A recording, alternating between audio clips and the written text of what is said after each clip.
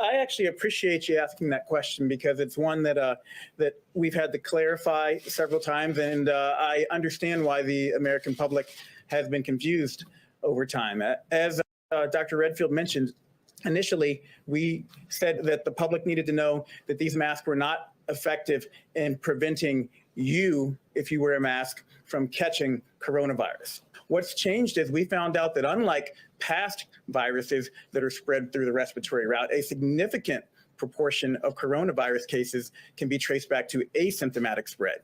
Well, now that we know about 25 to 50% of people are spreading asymptomatically, we suggested people wear cloth facial coverings to prevent asymptomatic spread. You wear your mask to protect me. I wear my mask, and Dr. Redfield mentioned it. I've got my mask. I believe I have mine on me, Bob. I carry mine around with me, too. I wear my mask to protect you. We're 6 feet away, which is why I'm not wearing my mask to protect you now, and we also all have been tested. So that's why I'm not wearing mine now. Yeah, but I'm right next to you. Well, I'll put mine on if you want me to, sir. So no inconsistency there. It's just the recommendation changed because the information changed, and that's what you want from your public health leaders. And the argument made that you knew about asymptomatic transmission at the time that you said that, and that you were essentially misleading the public. So that the honest answer to you is no, we did not. That was the recommendation of the World Health Organization and the CDC, and we gave you the best information we could at the time. So I actually a little bit resent that implication because I work hard to try to protect the American people, and we are always going to give the American people the best information we have available at the time. And we don't, and we're humble enough to say, look, if we don't know, we're going to change. We're going to change those recommendations.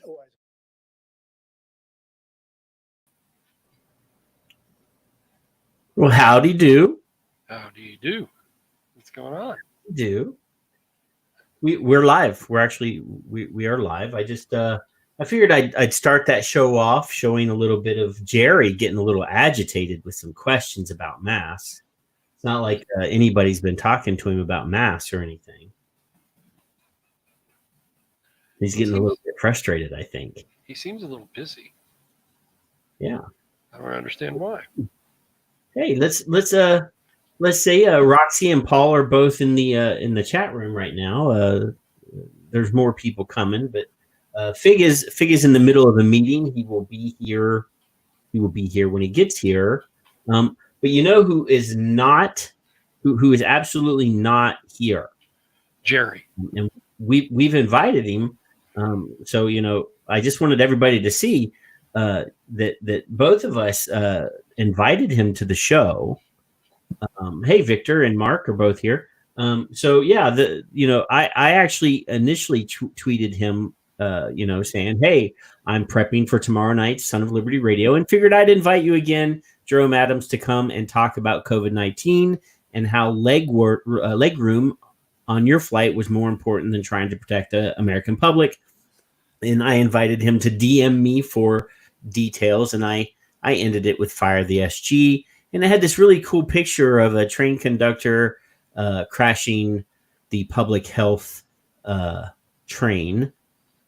But then I did get a really cool reply here from Juka, highlighting Jerry's problems with legroom on a plane. I'm very happy that Juka just happened to be on the plane when Jerry was whining about legroom, because he snapped this really cool picture. And I'm really happy that we have that to preserve for the future generations and future surgeon generals to look upon. Absolutely. Let's see. So, that was pretty cool. I thought that was nice. I'm going to throw up our little Twitters. So, on the banner there is my Twitter at Not Noir, and at Vaping It is a Kev, and at Fig Ramsey. So if you're Twitter people, give us a follow. We'll refollow you, and we'll share each other's good tweets, awesome tweets. So what's been going on, Kev? What have you been doing? What's up? I was checking for bear attacks in Fairfax County, Virginia, because Jerry saw a bear, and I figured that maybe that was why he didn't come on. Oh, well, we're in this weird like time right now, which is kind of scary. People are worried about the COVIDs and the worriedness, and people are upset. So, hell, while we're testing out this new software and our ability to do screen shares, here I found this. Actually, one of my friends on Facebook actually shared this, and as long as people will stop instant messaging me while I'm doing the show, it'll actually work better. So let me show you this, because this I thought was hilarious, Kevin. This is the state of play that we are right now. I just want to go to the fucking bar. I want to sleep my ass. And I want to get margaritas with my friends.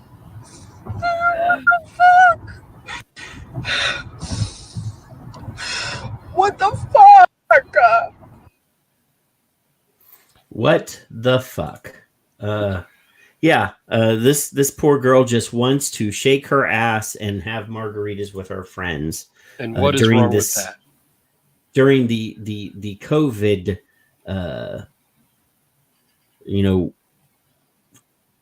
pandemic. This is, people are dying and shit, and this girl's upset about not being able to shake her ass.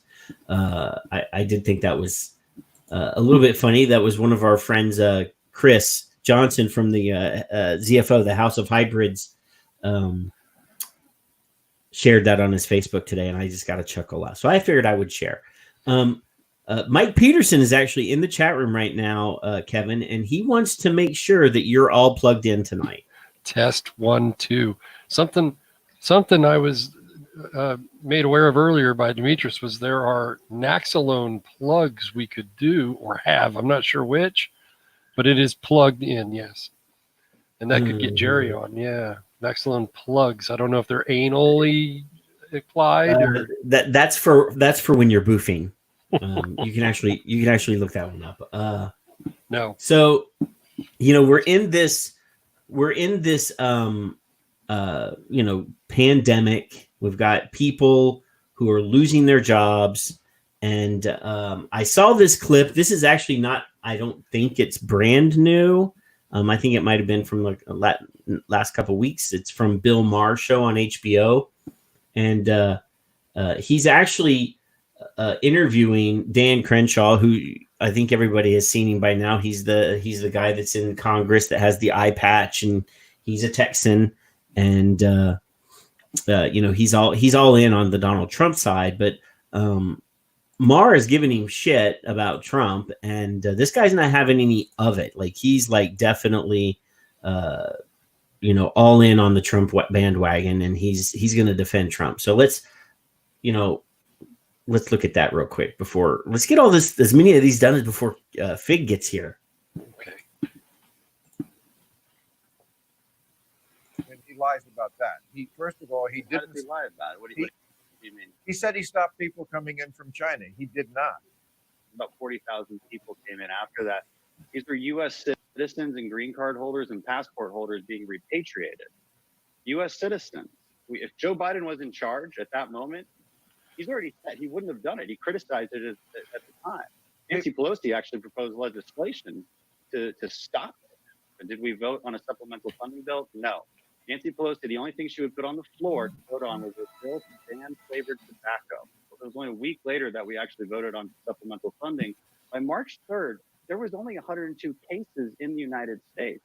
And yet I'm hearing criticism that we should have been locked down weeks earlier. But would you think the American people would have accepted that with only 100 cases? And when people make these accusations, I have to ask them a question. Is the goal to make Trump look bad, or is the goal to get to the truth? He's exposing hypocrisy, and maybe we're confusing that with blame. And he lies about it. So, yeah, I mean, Dan Crenshaw is not having any of it at all.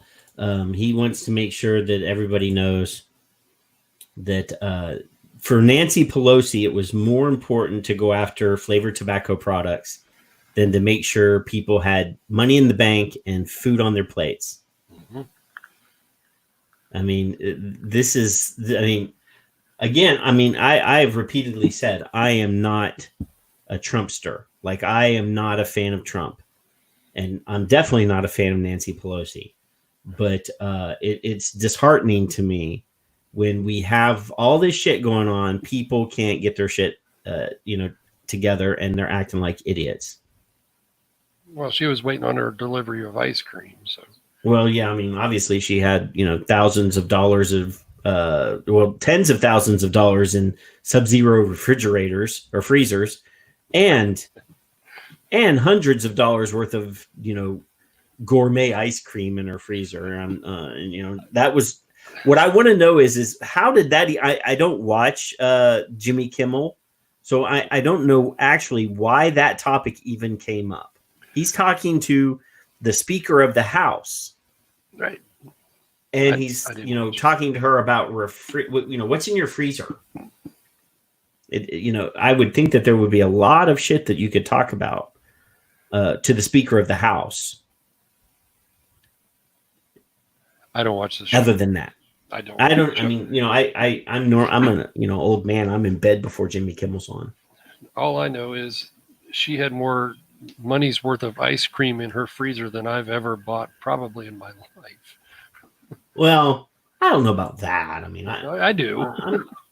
I have some ice cream here and there. Janice maybe, but I've never bought that much. So, all these people are just ready to go back to work. Like, they are, they're taken to the streets and they're acting like idiots. And it's kind of scary to me. Some of the stuff that I see on the YouTubes and on the news, people are protesting. They're acting like idiots. You would think that during a pandemic, people would try to stay apart from each other. I mean, even if you don't think that it's going to get you, why would you put yourself in a situation where you could get sick, or you could bring it home, that you could make your kids sick, your dad sick, your wife sick, and so these people are going on protests. I mean, look at this stuff. Yeah, I actually got to share the screen though, so let me do that. All right, Kevin. Well, and at least I'm remembering to click the sound button. System, and I take care of my body. I eat the right food. I take vitamins. I drink the right water. Vitamin D, vitamin C has been proven. So look at all these people. None of those fuckers back there in the background are wearing masks. None of them. And they're all, look how close they are. They're standing, they're all over here. They're all standing like right beside. There's one guy with a mask right there. But all these people are just walking around, rubbing shoulders with each other, making each other sick. This is stupid. This is the not in my backyard crowd. Right. I mean, look. These are the NIMBYs. Everything that we need. We don't need a vaccine. All these fuckers, look. And more power to them. Well, I mean, yes, they actually have the right to protest. They have all that stuff. But it concerns me that, these are literally the Republicans, the people that generally want us to survive, us to get, to be able to do business, people to be able to have body autonomy. This is my body. Let me do with it what I want. Let me vape. Let me do whatever I want. I mean, these are but also these are also the people that don't let people love whoever they want to love. They literally it's frightening to me, the level of stupidity that these people have. I mean, I am a gun-toting, freedom-loving, flag waving guy. And whiskey literally, drinking. and I do work in healthcare, so I'm a little bit smarter than average when it comes to infection control. I mean, obviously, what I really love is the same people that are attacking Jerome with us. I actually saw one of the people that normally is in our crew that are like usually bashing. She posted that her state was going to be mask mandatory, and she literally tweeted, "How dare they force me to wear a mask?" Wow. And I'm like, are you what's going on? Are you schizophrenic? I mean, what the fuck's going on in your damn head? I'm gonna wear a mask because I feel like I should. That's about it. I mean, I know for a fact. So in the clip at the beginning when Jerry said, well, unlike other respiratory illnesses, dude, masks work with every respiratory illness. I was good. I played with that clip and I kept thinking, Jesus, this would be for the flu. This would be for pneumonia. This would be for, I'm assuming I'm not a medical expert. I mean, well, neither am I. I just work in the medical world. Literally every respiratory illness, if you're talking about, the consumption, if you're talking about, any of them. The common cold, probably. Yes. I'm asking this over and again. Why have I never in my lifetime noticed? Maybe there has been. Somebody tell me I'm wrong, please. I enjoy that. Has there ever been a time? Vic. It's not 1,500. I mean, it's actually more, but and we know the stats. You're preaching to the choir. We actually already know how many people die every year or every day. 480,000 people die every day. Yeah. Where is the uproar about that? No. Well, this is not the same thing. This is absolutely not the same thing. For one thing, people chose to smoke. People do not choose to get COVID-19. So, it's not communicable. Yes. People choose, people choose to put a cigarette in their mouth and light it. There's a label on the side of it. Unless you're like 70 years old, the time when you smoked your first cigarette, and I'm probably forgetting my math is probably not right. If you're over 60 years old, you already knew that smoking was going to or could kill you, obviously. But going to the grocery store should not be Russian roulette. It's that simple. I mean, you can choose to put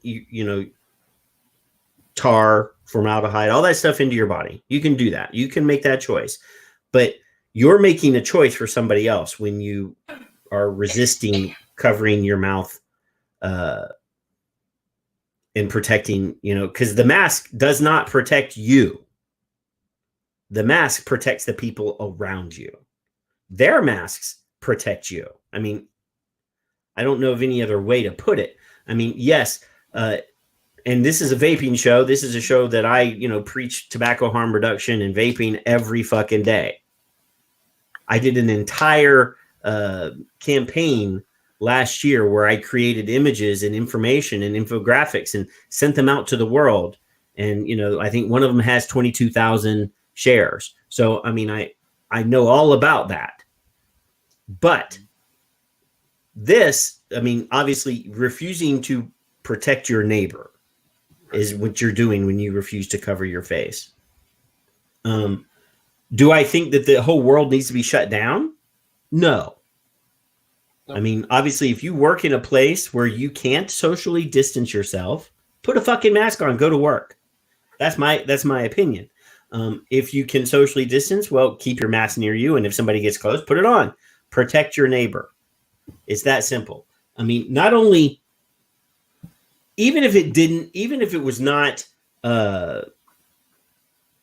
protecting at all, even if it just made people feel better, It just makes me feel better. why the fuck not do it? That's all I care. I mean, really. No, I am not Mike Peterson. Mike asked in the chat room. So I'm advocating for the antibody class test so people can get the I'm clean card. I just think that everybody, regardless, because if anybody knows anything about virology,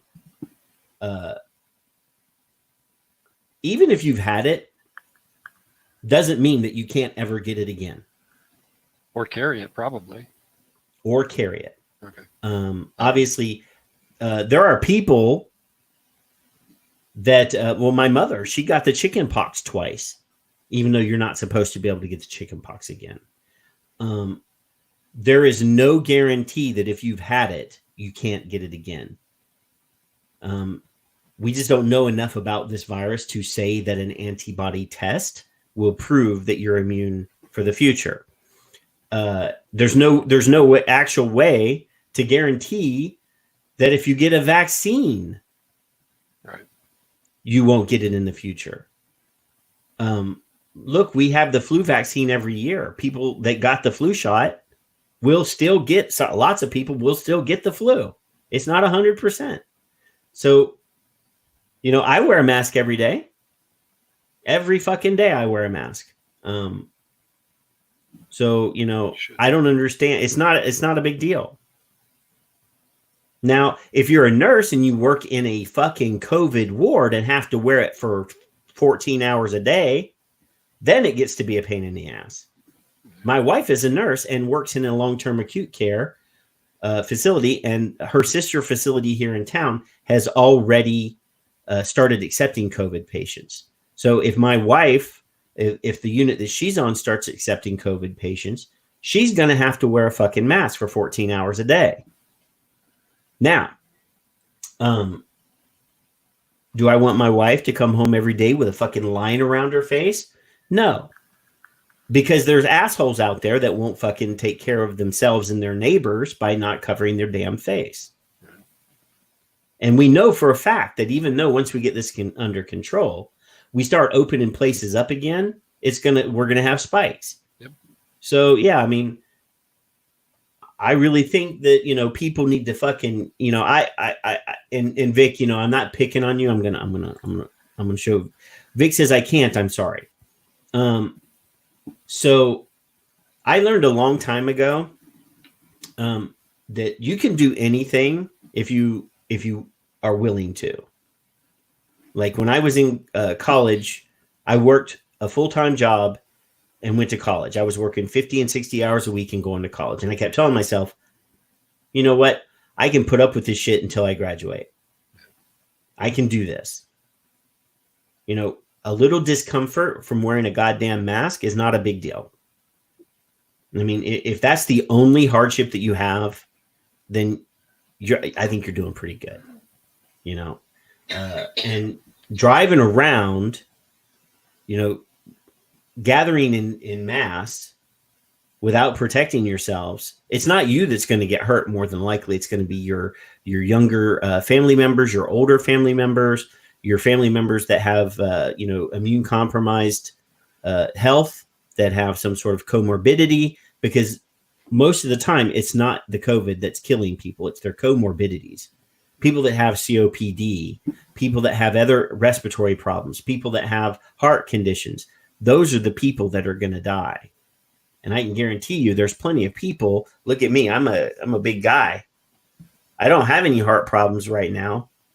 But other people like me, there's people in this industry that are pushing tobacco harm reduction and they're eating a box of donuts a day. It's not you I'm worried about. It's the people that you love that you should be worried about. It's the same thing with vaping. People say, well, I don't vape, so it doesn't matter. Or I don't smoke it, so it doesn't matter. But the people that you love that vape and smoke, those are the people you should be caring about. Yep. Well, for one thing, if you're in a position, if Victor is asking how do you wear a mask and vape?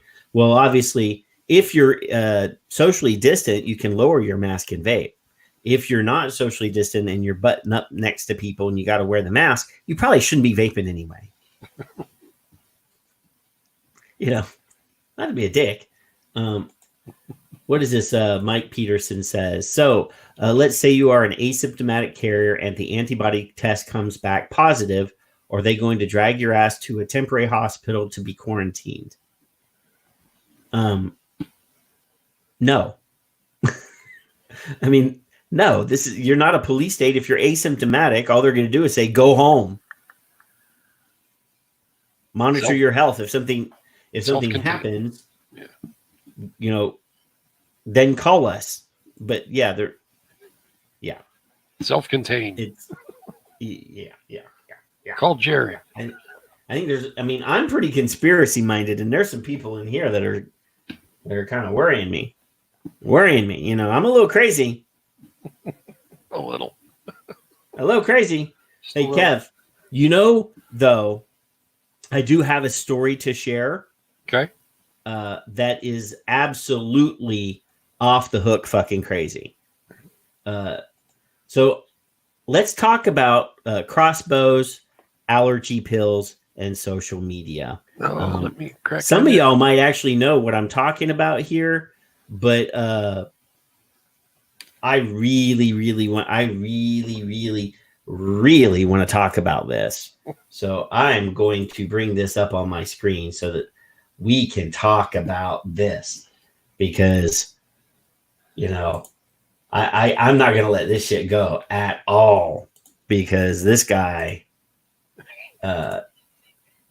he deserves what he gets. So anywho, let's hit the share screen button and get this on. So most of you guys know the guy on screen here, or you might know who he is. So there's this guy who's a vape attorney, who's kind of popular. He gets invited to all the vape shows, and people say things about him. We love Greg Troutman. We love Greg Troutman. So over the years, Greg Troutman has had a little bit of a personality conflict with Demetrius and I, specifically me. I did a show about, I think it's probably been 2.5, 3 years ago. And I was discussing Duncan Hunter, Congressman Duncan Hunter from California, and a lot of his shenanigans, his unethical behavior, the fact that he was going around the vape shows and trying to get people to give him money for his campaign, which he turned around and spent on video games, and he stole money from a veterans charity to buy himself clothes. He spent thousands and thousands and thousands of dollars flying his family to a spa vacation, and he actually paid like an extra $500 for a seat on the plane for the pet rabbit. So after I did that show and I highlighted all these ethical questions and ethical issues, Greg Troutman decided that he would post on social media that he told Demetrius in a post, you need to muzzle that guy. And Demetrius is like, fuck you. And then later on in a post, somebody said something about term limits, and he suggested that the best type of term limit would be an automatic rifle. He posted later on in another thread that we should build catapults at the border and return all those damn Mexicans back to Mexico. I'm a big fan of legal immigration. My wife is an immigrant. I have lots of friends that are here legally as immigrants. I think that we should do what we need to do to legally return illegal immigrants to their point of origin. I think that there's a process, and we have a great process, and people should just follow it, and they can get here. It's not that hard. Like, I sponsored my wife. So, you know, it's not that hard. And we were not married before she became a U.S. citizen. So it's doable because I'm not an attorney and I made it happen. But anyway, here's the headline. It says, Louisville attorney accused of threatening Kentucky Governor Andy Beshear. And this is from the 22nd. And this is published in WDRB.com.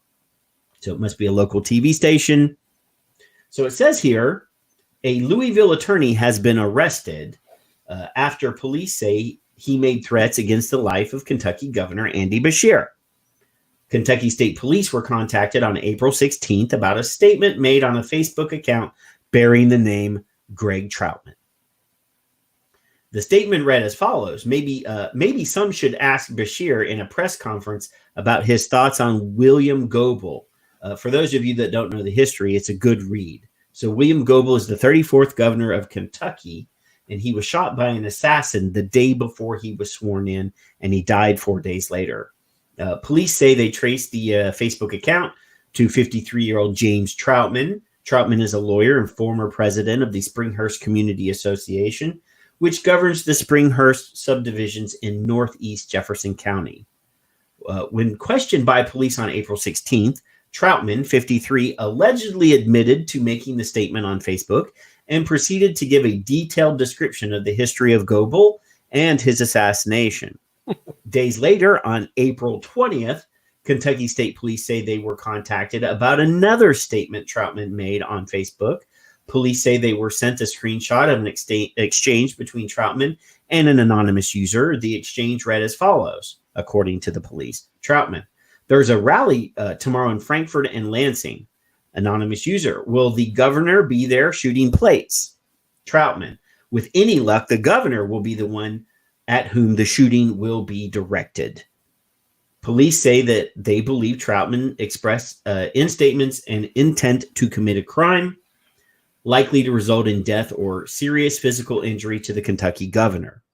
Troutman was arrested by Kentucky State Police on Tuesday evening at his home. He faces a misdemeanor charge of third-degree terroristic threatening. According to court documents, he is being held on a $5,000 cash bond and will be placed on home incarceration if it's paid. He will also be required to stay off the internet and have no contact with the governor. I'm kind of liking that. I think they should make that permanent. WDRB tried to contact Troutman Wednesday morning for comment. At the time of this writing, he has not responded. His attorney, Steve Romines, thank God he hired an attorney, a real attorney, said that Troutman wrote was not a threat. The bottom line is what he said was not helpful and ridiculous. What's more unhelpful and ridiculous is saying it's a crime and arresting him for it. To put him in jail for a Facebook post that doesn't meet definition of terroristic threatening is absurd. Romaines said Troutman didn't threaten to kill the governor and said if similar comments had been made about President Trump, Kentucky State Police would not have done anything. That's true, because if you make a terroristic threat or any sort of comment about the president, the Kentucky State Police wouldn't do anything because the fucking Secret Service will do it.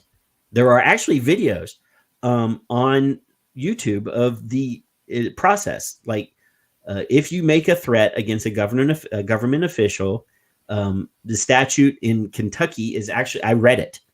It specifically says social media. But in federal law, if you make a statement like that, even jokingly, the Secret Service can come and detain you and question you. So anyway, he said Troutman was posting his bond on Wednesday and has already pled not guilty. He is scheduled to be in court on April 30th. This is not Troutman's first run-in with the law. In 2013, he was arrested after Louisville Metro Police said he was driving erratically and nearly hit other vehicles and that he refused to pull over until being blocked by a cruiser. He was charged with fleeing and evading police and wanton endangerment and reckless driving. He eventually pled guilty to disorderly conduct and was sentenced to 30 days in jail, which was conditionally discharged as long as he stayed out of trouble. In 2007, the Kentucky Supreme Court suspended his license for to practice law for 2 years after he shot an arrow into a neighbor's home. The arrow pierced the neighbor's garage and lodged in the refrigerator. Troutman admitted firing the arrow, but said that his conduct was a result of taking a large amount of over-the-counter medication to control his severe allergies. According to Supreme Court records, he pled guilty to wanton endangerment, criminal mischief, and criminal littering. He was punished in 2009 by the High Court for practicing law while his license was suspended. And this story may be updated in the future. Yeah, so this is a guy who has historically showed that he has no regard for other people, except for the few that, that suck his dick. I don't know. Literally, he is a fucking racist piece of shit. He's a misogynist. He's made anti-female comments. He's made very rude statements about women, threatening or suggesting that we should term limit politicians with an automatic weapon. And this is the guy that's representing a lot of these vape companies. I know that at one point he was representing the Kentucky Smoke Free or whatever. I was told that he was not working for them anymore, but yeah. I have a very low regard for this guy. I mean, it's one thing to want to be free. I'm a huge fan of that. I have literally an arsenal in my base or in my closet, but I would never, ever, ever aim my weapon, whether that was a crossbow or a bow or a fucking rifle, at my neighbor's house. Just wouldn't do it. And then, obviously our argument in the past was I suggested that maybe ethics should be something that he be concerned about. And he said that this is a blood sport. Ethics don't matter. So yeah, I'm not a fan of if he's admitting that he doesn't give a shit about ethics, why would you fucking hire him to represent you? Because if he doesn't have any ethics, he doesn't have any ethics in the business that he's doing with you. Period. That's just literally my opinion on the matter. So yeah, I mean, I just cannot believe that people would retain this guy at all. Period. Just can't do it. But anyway, and I know that there are people in the chat room that are that have a different opinion. That's fine. This is my show. I can have my opinion. That's just the way it is. I met him once here in Ohio, and I had little opinion. Period. That sums it up. Yeah. I actually can indeed see what you're saying, Shannon. I can even throw your comments on screen.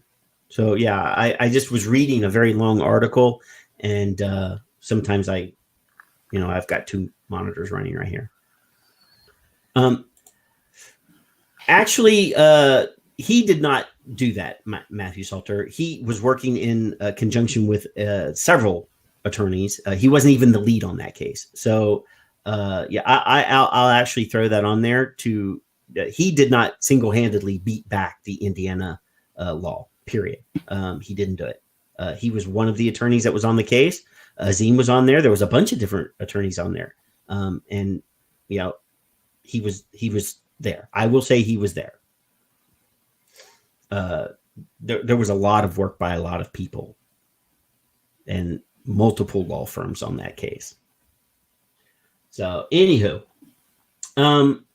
yeah, we've actually, we're about a quarter of the way through all of our links. Kevin, did you saw that massive list of links I had posted, right? I did. Yeah. So anyway, back to normal shit. Back to the COVID. Let's go back to the COVID now. So in New York City, the the New York City government has instituted or created a way for you New Yorkers to drop a dime on your fellow New Yorkers for not following the rules. It's like a Karen group. Like I said a while ago, I'm all for I want everybody to be safe. I want everybody to social distance. I want everybody to wear a mask when they need to wear a mask. But do you really got to drop a dime on your fellow New Yorkers? And I think the whole dropping a dime on your friends and neighbors is kind of maybe not working out the way Deblasio wanted it to. So they created a phone number, and I think there's an app. Different things, different ways for you to do this. And I think Deblasio is probably unhappy because the people of New York have been maybe a little bit funny when it comes to the dropping a dime on their friends. So here, this is a story from the New York Post. Hey, look, there's fake. And basically, so Deblasio set up a tip line or a hotline so that people could say, hey, such and such is not socially distancing, or they're not following the rules. And the way to do it was to take a picture of where you were and to send it to a certain place.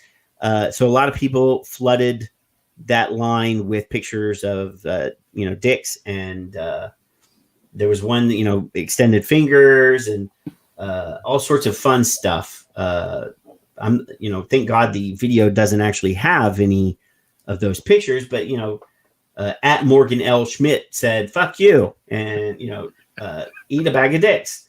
Got little pictures of the Fuhrer there.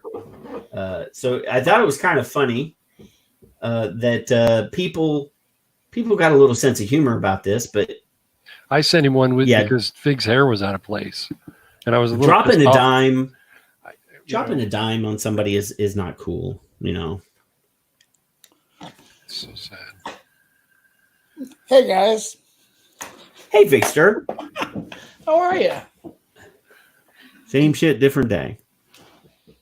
Well, it's not the same shit here, man. It was like 80 degrees, and my office is upstairs, and it's like 100 in my office. I am like sweating, and yeah.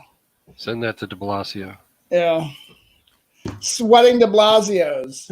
Well, I don't know if you want to take a sweaty ball picture and send it to him. I mean,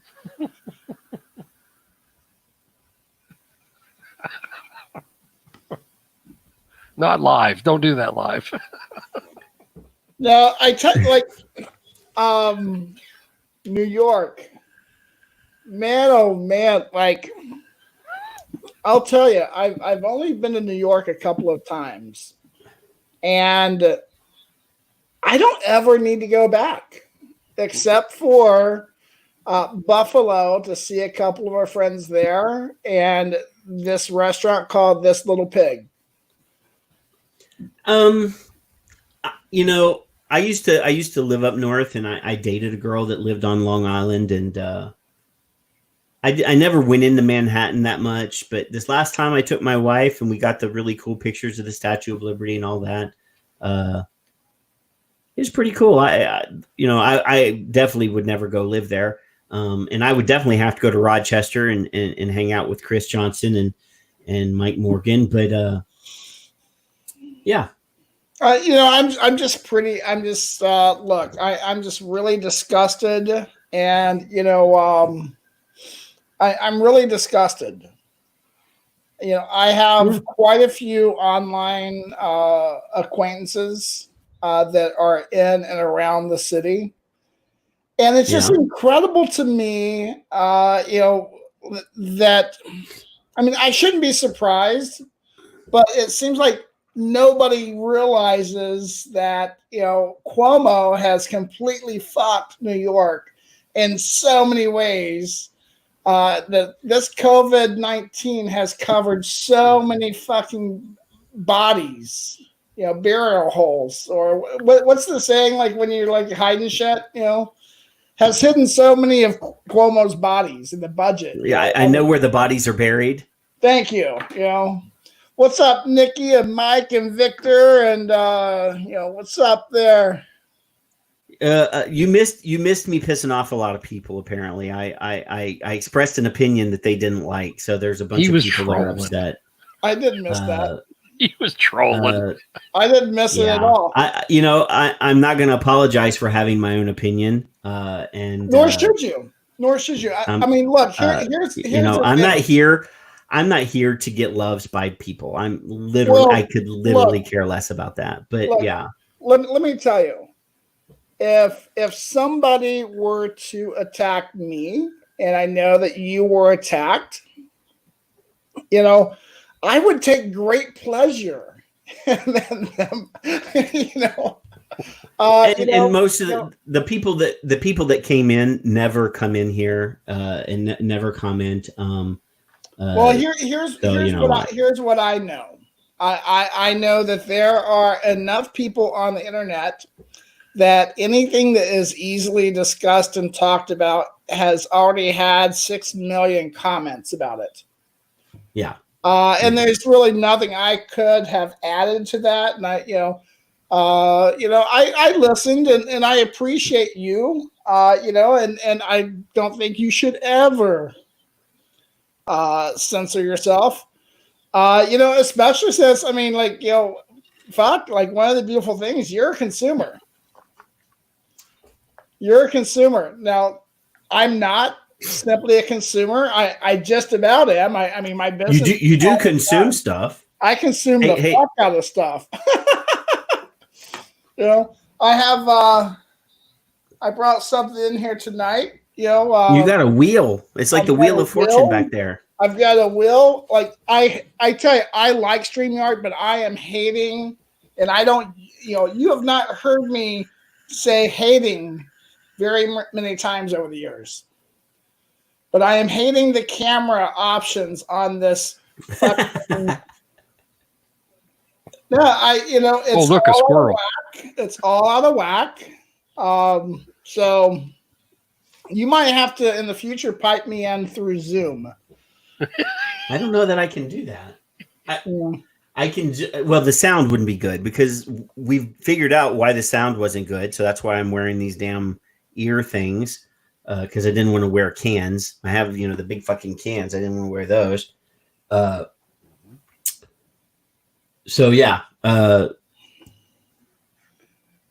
I mean the sound works best through a Chrome window, and there's no Zoom Chrome window. I could bring you in via Google Hangouts. I'm shared in screen. Chrome. Well, Google Chrome doesn't allow shit from Shinola to control your damn webcam. I use the app that came with my webcam to control my aspect ratio and my zoom and all that stuff. And I have the same camera as you. I'm plugged in. That's what I told you to do the other day. What, plug in? Well, anyway, look. The Razer app that's on the thing, you got to turn your camera off and then go to the Razer app and adjust your stuff and then turn the camera back off there and then come back over here. Why didn't you? I'll explain it to you. You jackass. I'll later on when we're not on the air, I'll give you a tutorial on how to use your shit. I've been pissed off for 2 weeks. Not about that. Yeah. About that. I mean, that's there are a couple of things that bother me about StreamYard. Not much, but there are a couple of things. I don't like that Patrick and I can't highlight comments. I can. See, Nikki just asked me a question about what platform this is. This is called StreamYard. And it's StreamYard. Kevin, can I just talk to you for a second? Nope. Oh, look, a squirrel. Patrick apparently doesn't understand that this is starting to affect our relationship. Oh. No, hey, look, in all seriousness now, look, as you guys know, we've been, having fun and getting out and delivering product to our local customers. And, I wanted to do something fun. And I know Sky Vapes partially helps out with Son of Liberty. So we thought it would be fun to get some stuff out to people. And so I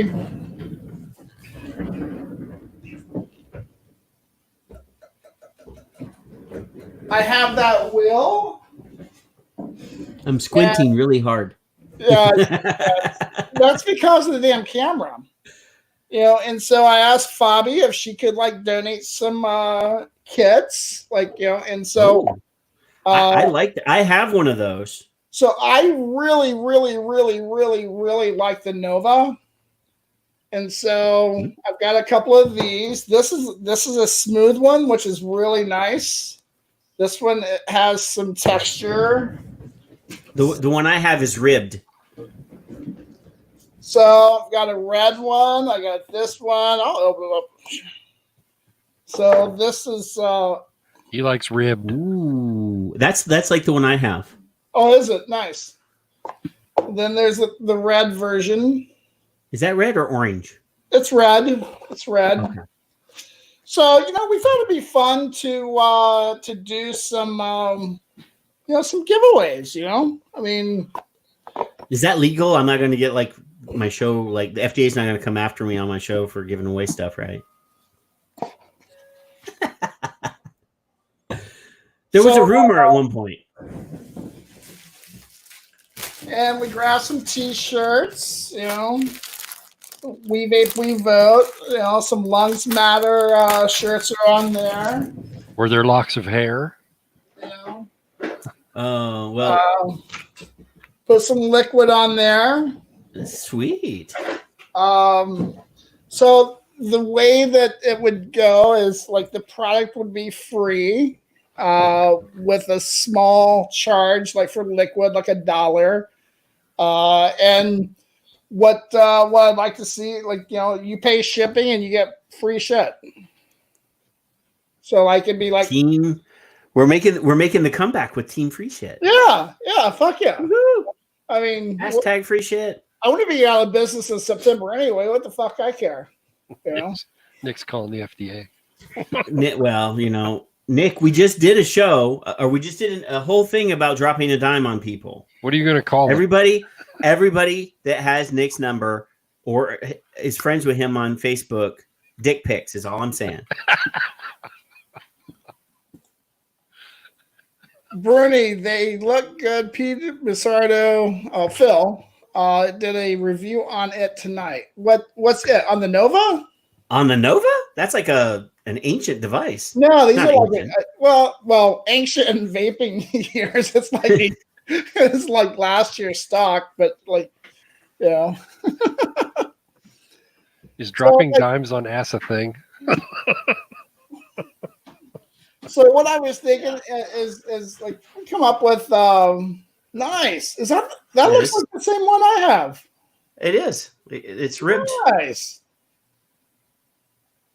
We're like mod buddies. Is yours ribbed? Nice.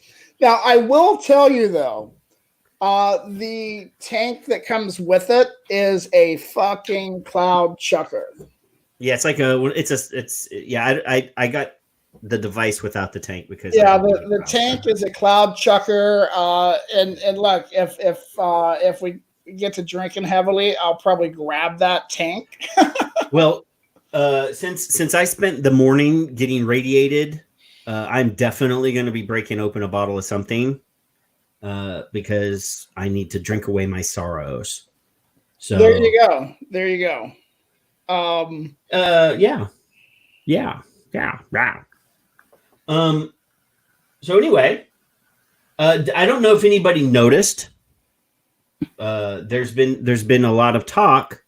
Not to get back on topic and to move shit around, but there's been a lot of attention on different public health groups all over the, not just ours, but anyway, there was a piece that I found that Brian Foytik had tweeted about. And Fajtik.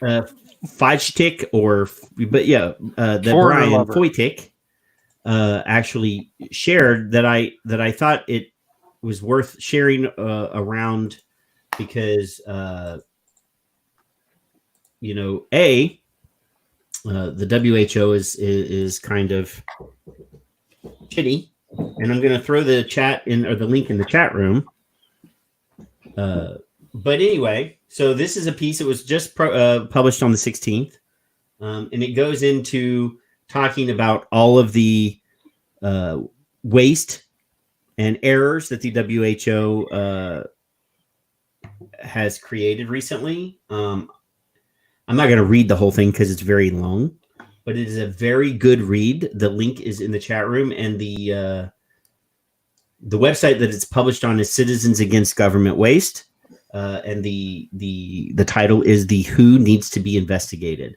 But essentially, it goes through a timeline. It talks about a lot of stuff.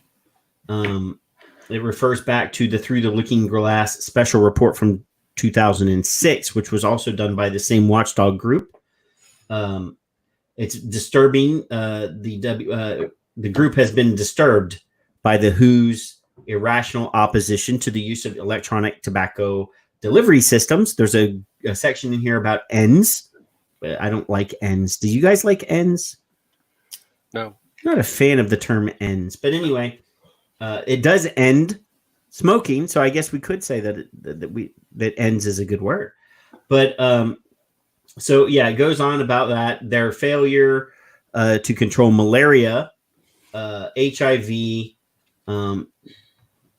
the smallpox was nearly eliminated in 1979, but then it came back, and the WHO was just like at a failure to.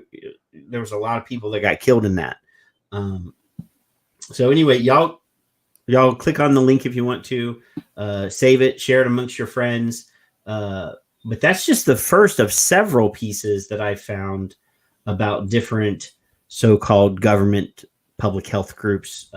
Obviously, to kind of go with the WHO thing, Tedros was on demanding that we restore the funding. It's not even been a week yet, and they're already saying, "Give me my damn money back." This one we'll actually probably get a little bit more detail on. So the WHO demands that U.S. restore funding. Damn it, I hate these ads. But anyway, so the World Health Organization reached out to the U.S. government on Wednesday to ask them to reconsider the recent suspension of funding, according to Reuters. The Trump administration announced that the country would quit funding the organization on my birthday, April 14th. Despite many in disagreement with the decision, the president has been critical of the WHO's management of the pandemic and has also stated his concerns regarding the organization's relationship with China.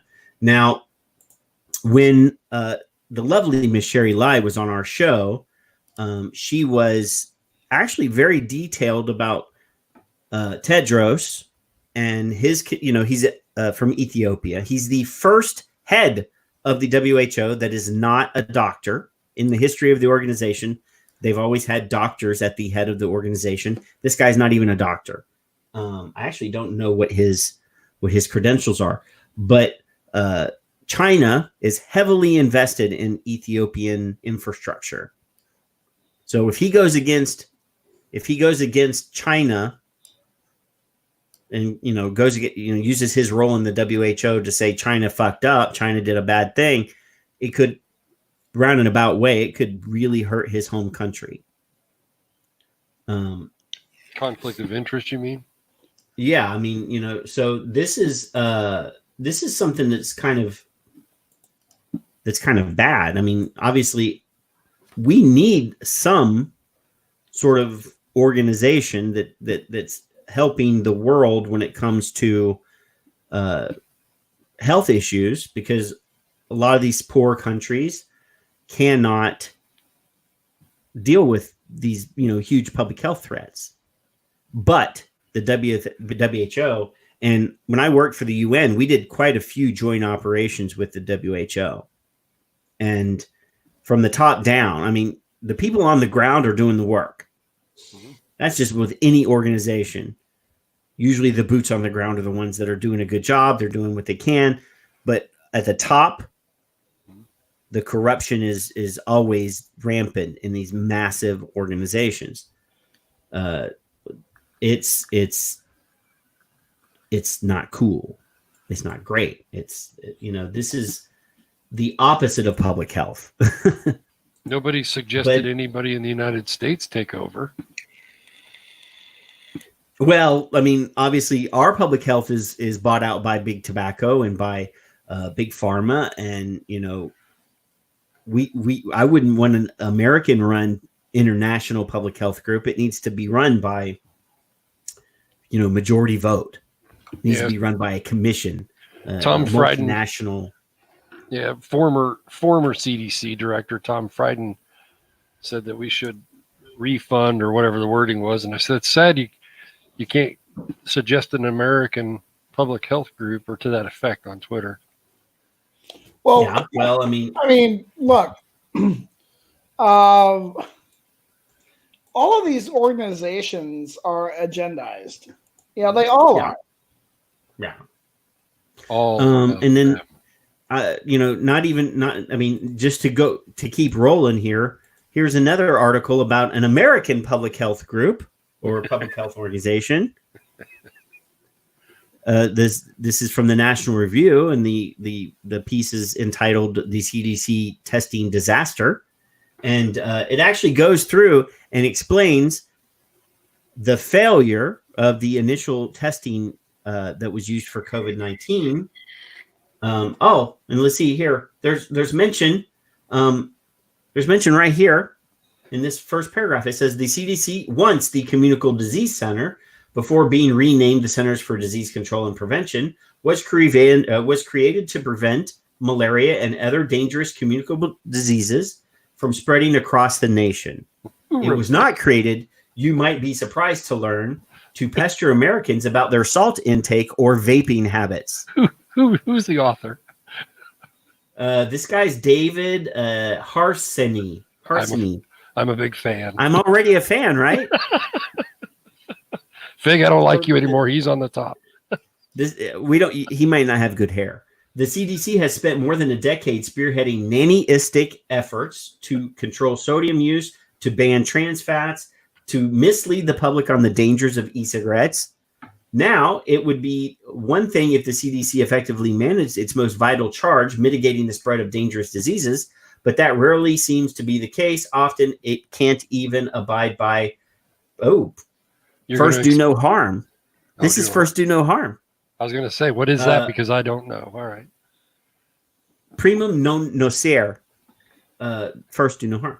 The New York Times reports today that the CDC failed to follow its own protocols when creating coronavirus tests, sending kits out across the country that had been rendered ineffective because they were tainted with COVID-19 before they were shipped. He said tainted. Tainted. So what? The Centers for Disease Control and Prevention, political front group, pharma. So it says here, problems ranged from researchers entering and exiting the coronavirus labs without changing their coats to test ingredients being assembled in the same room where researchers were working on positive coronavirus samples. These practices made the tests sent to public health labs unusable because they were contaminated with the coronavirus and produced inconclusive results. So the CDC, they're the people that designed the protocols for creating this testing regime, didn't even follow their own rules when they were putting together the test kits. And they had guys going from one lab to the other. Over here, they're building the test kits. Over there, they actually have live coronavirus in the lab, and they're going back and forth, probably not even washing their fucking hands. It's ridiculous. I mean, you had one job, literally one job. Well, prevention part is the important. Yeah. Yeah. It's sad to me. But the last piece of the public health under the microscope, obviously, we've already talked about Jerome. We played video of Jerome earlier. So there was Jerome has been kind of absent for a lot of the press conferences and stuff after his Big Mama speech.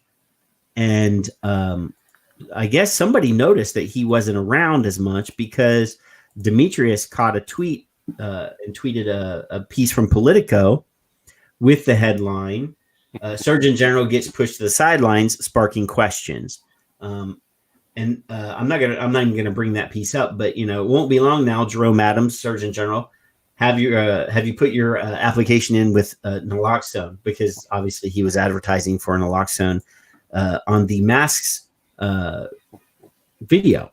So yeah, I mean, he had been absent for quite about a week from the presidential briefings, and that video that I played at the beginning was from just the other day. He'd made a rare appearance, and actually, after that reporter got him all agitated, I doubt that he'll be back for a while. So he was a little riled up.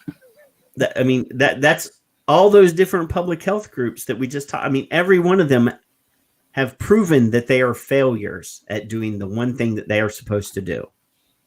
Look out for the health of the people of the planet Earth. The WHO, the CDC, the Surgeon General. Surgeon General's job literally is to provide Americans with the best scientific evidence. Period. There's nothing more, nothing less. That's all I want. I want you to tell me what the truth is and shut the fuck up. Yeah, you guys had one job. But yeah, it saddens me. I don't need my bartender to tell me what kind of shoes I need to wear. Fuck off. Unless I ask. It's sad. So now, I mean, Fig was late tonight. What were you doing, Fig? Ignoring you. He was trying to get Jerry in here. You hurt my feelings. Well, look, I said it earlier. I'm dealing with enough negative shit that I wanted no part of the first part. That's just brutal honesty, and I don't mean that to hurt your feelings, but there is enough to deal with the stress and struggles of the vapor space even before COVID-19. But like right now, we're going on 44 days of being closed down. Wow. No, I've got enough in my head then to, yeah. So yeah, it is what it is. As I said, I appreciate that you needed to say what you did, but I just didn't need to participate. Okay. So, but I'm here now. So, have you guys noticed that there's a whole lot of tweets that are saying that nicotine is protectant against the COVID-19? It's a hypothesis. My wife was reading on her Facebook, and my wife has nothing to do with vaping on her Facebook. I'm sitting here with my foot up because my leg hurts, and she's yelling across the house to me because she's on the couch in the living room. Did you see this thing about nicotine? And I was like, yes, dear. I saw the thing about nicotine. They're doing tests. Well, I tell you, if you go back to the days of Murphyism, we were talking to him and bringing up studies back then about the efficacy of nicotine with regards to various elements. And, a lot of this science is not new. The difference in the past decade is that it's sequestered information. Well, I mean, let's be clear. We already have tons of science that proves that nicotine is a neuroprotectant. It's helps with concentration. It helps with there's plenty of studies that show that it's beneficial for Alzheimer's patients and all sorts of other things. They was it RJR or British, one of the tobacco companies was working on the Ebola thing, and they were there's tons of benefits to vaping, and we know that. Well, let's just keep it at nicotine. I mean, look, you were talking about the World Health Organization, and you're talking about other shithead corrupt organizations like CDC. Now, like, when you look at Parkinson's, like, I've read articles where, the Michael J. Fox Foundation was incentivized to step away from talking about nicotine publicly, even though nicotine, there are studies that indicate that it is helpful for Parkinson's. We've seen it. We saw the video of the 5-year-old kid with epilepsy in Florida. Nicotine stopped her seizures.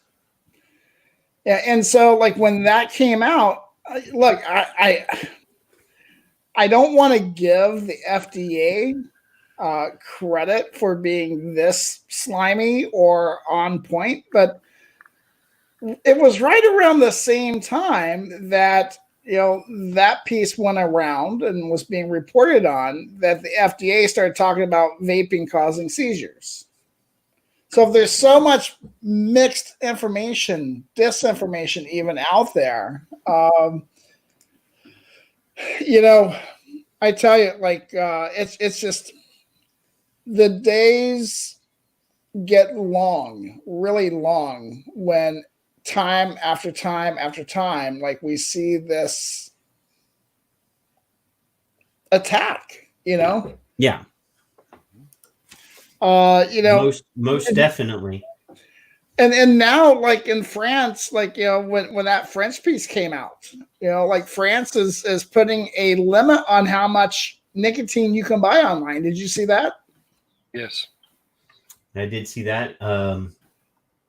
I saw another one where there's another scientist that's working on a protocol using nicotine salts. They're doing a study with nicotine salts. So before you go there, because I have an opinion on that as well. Well, I don't actually have the link, so I'm just saying that I read it. I think I have it. One of the things I do want people to understand is, like, France putting out a notice of limiting the purchase of nicotine products. They did not say vape. They did not say vapor products. They said they are limiting nicotine purchase patches and gums. Now, that's a good thing. So, like, what I think, in my hillbilly opinion, like, when you come across those links, be very choosy in how you word your retweets and your shares of those posts, because you have an implicit admission that nicotine is not bad when such ordinances go into place. What would you guys say to that? Well, I mean, it just depends on, whether, for one thing, I'm not sure that they're I mean, do we know for a fact that they're not limiting vaping nicotine liquids as well? I mean, they specifically say patches and gums, but are we sure? Well, the link is in the chat. Oh Lord, thou may you. Yeah, but it won't let me. It won't let me copy and paste it. Well, let me find that Google Doc that you sent over to us for Kevin and I to abide by. If I click on it, it just shows up on screen. Hey, there it is. But it won't let me click. It won't let me. It won't let me copy and paste it. Well, I just put it in the Google Doc. At the bottom? Hey, there it is. Products like nicotine gum and patches is what it says. And it's online sales. Yep. So yeah, instead of toilet paper, they're going to hit the nicotine. This is still hypothetical, of course. The new rules cover products like nicotine gum and patches designed to help people stop smoking. Last week, can you buy nicotine patches and gum online here? No. I think France has banned the online sale of nicotine products and limited their sale in pharmacies after researchers suggested that nicotine may play a role in protecting against coronavirus. The new rules cover products like nicotine gum and patches designed to help people stop smoking. Last week, data from a Paris hospital indicated that smokers were statistically less likely to be admitted for treatment of COVID-19. Trials are set to continue in France. France has reported nearly 22,000 coronavirus-related deaths since the start of the outbreak earlier this year. Okay, so it says authorities are planning to gradually lift the lockdown from the 11th of May. So what are the new nicotine restrictions? The French government says people will only be allowed to buy 1 month's supply of these products. This can be done only through pharmacies with a register taken of everyone who purchases them. The aim is to stop people from putting too much nicotine in their bodies in the hope of protecting themselves from coronavirus and also to protect the supply for the people who need it, said the BBC. So what's the background of this? The run on nicotine products was sparked this week after researchers noticed the low number of smokers amongst those hospitalized. The theory that nicotine could play a role in blocking the virus is due to be tested at the hospital or at a hospital in Paris using nicotine patches. The government's chief health official said the study was interesting, but warned that smoking killed 75,000 people a year in France. The official also warned that smokers who did become infected with coronavirus tended to have more serious complications. Read that last line again. The official warned that smokers who did become infected with coronavirus tended to have more serious symptoms. Correct. So there were fewer of them, but the ones that had it, they had it. Yeah. You can buy them online. While I was checking, Shannon said you can, which I looked on Nicorette and you can. Theory, hypothetical. So there's a few thoughts that I have with this. I mean, number one, like they are openly and blatantly having to face those original claims that douchebag and dickhead McGee came out and said, and other cocksuckers to boot. When Jerry, the Surrogate General, went on to ABC or whatever it was and said, hey, there are theories that, places like Italy, well, Italy's not that far from France, right? Nope. And there are plenty of fucking smokers in Italy. and they have similar numbers of vapors and youth and like we know that the Surrogate General has been bought and paid for. He's a piece of shit. And we know that. But the world isn't following Jerry daily. So like when Jerry goes on and says there's theories that smokers and vapors, it gets attention. And when the true numbers come out and these researchers and scientists that are not on the dole, when they report their numbers, like eventually shit has to be addressed. And then you'll get an honest guy or gal from time to time that says, wait a second. That's it. We've been thinking about nicotine and we were wondering about smokers. We're going to test this shit. Now it's world stage. Because there are people that, well, let me finish this, Patrick. There are people that still care about humanity and they want to help other humans. So I got to highlight something here real quick. Remember where you were. Because Bruni has an opinion about has a comment about the gum. It says the gum is bad for your teeth, unlike other chewing gums. That's a typo. That's my friend that you're mocking. That's my friend that you're mocking. We love the thunder from down under. Nicotine is on a world stage, regardless of what anybody likes at the moment. Can you imagine that? Whether it's right or wrong, this could open a lot of other things towards other things. Well, and look, once people actually like, there's a reason why in my conversations, especially with non-vapors, that I search for ways to talk about nicotine in ways that don't relate to smoking, don't relate to vaping whatsoever. I mean, a couple of weeks ago, I had a 2-hour conversation with a guy that it started off about health and whatnot. Epilepsy came up, and I spent an extra hour just to come back around to show him the video of the little girl in Florida. That extra time was spent for him to connect that, like, my getting nicotine this way without the smoke was very similar to that godforsaken patch, the godforsaken gum or cum, as my friend says.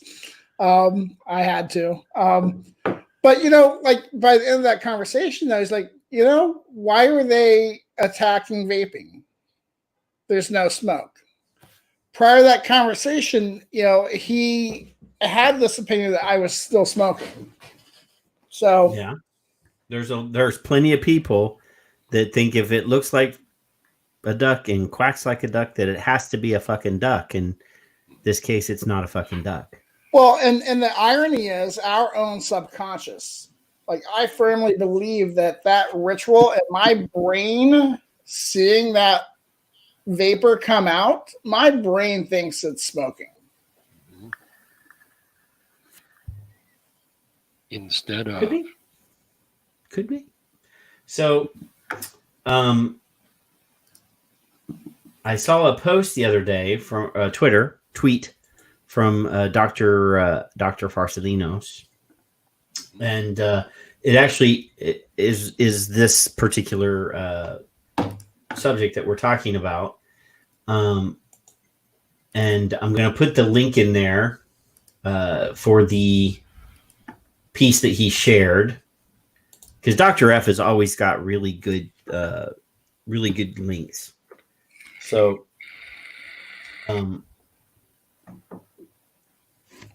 it's loading. Excuse me. But yeah, I mean, it goes down and shows the statistics, the number of smokers to COVID patients, and I'm not going to read it, but I will put I did put the link in the chat. Vaping Mick is Shannon says, "Hey, Vaping Mick." Vaping in the mic. No, I'm just picking on you. Okay.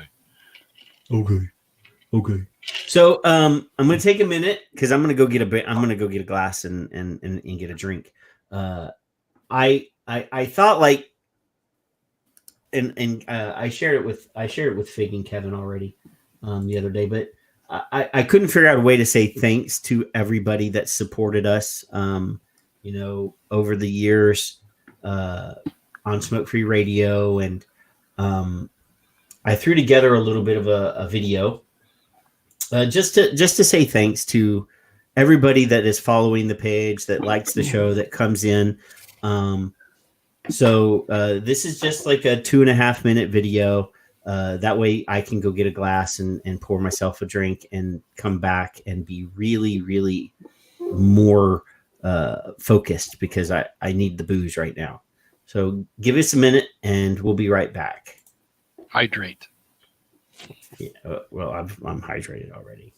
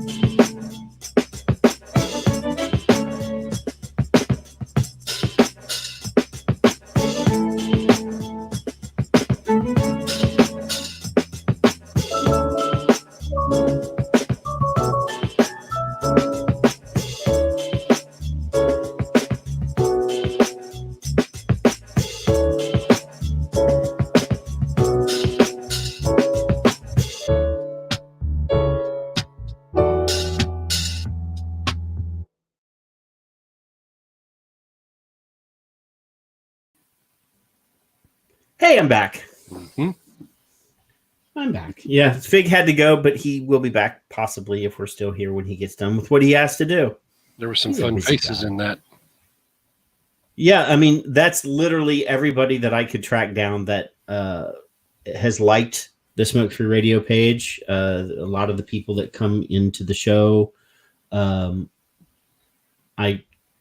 snuck onto their Facebook profiles and stole a picture for that video.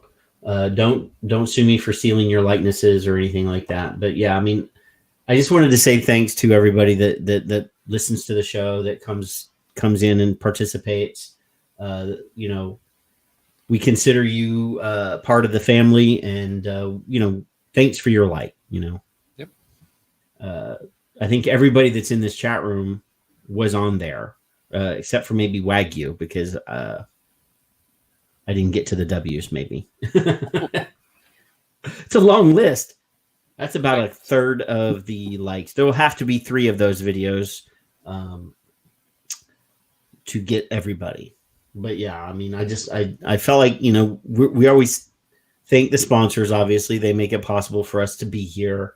But you know, for the people that come in and put up with us and let us have an audience for our venting, you know, that's great. So thank you guys.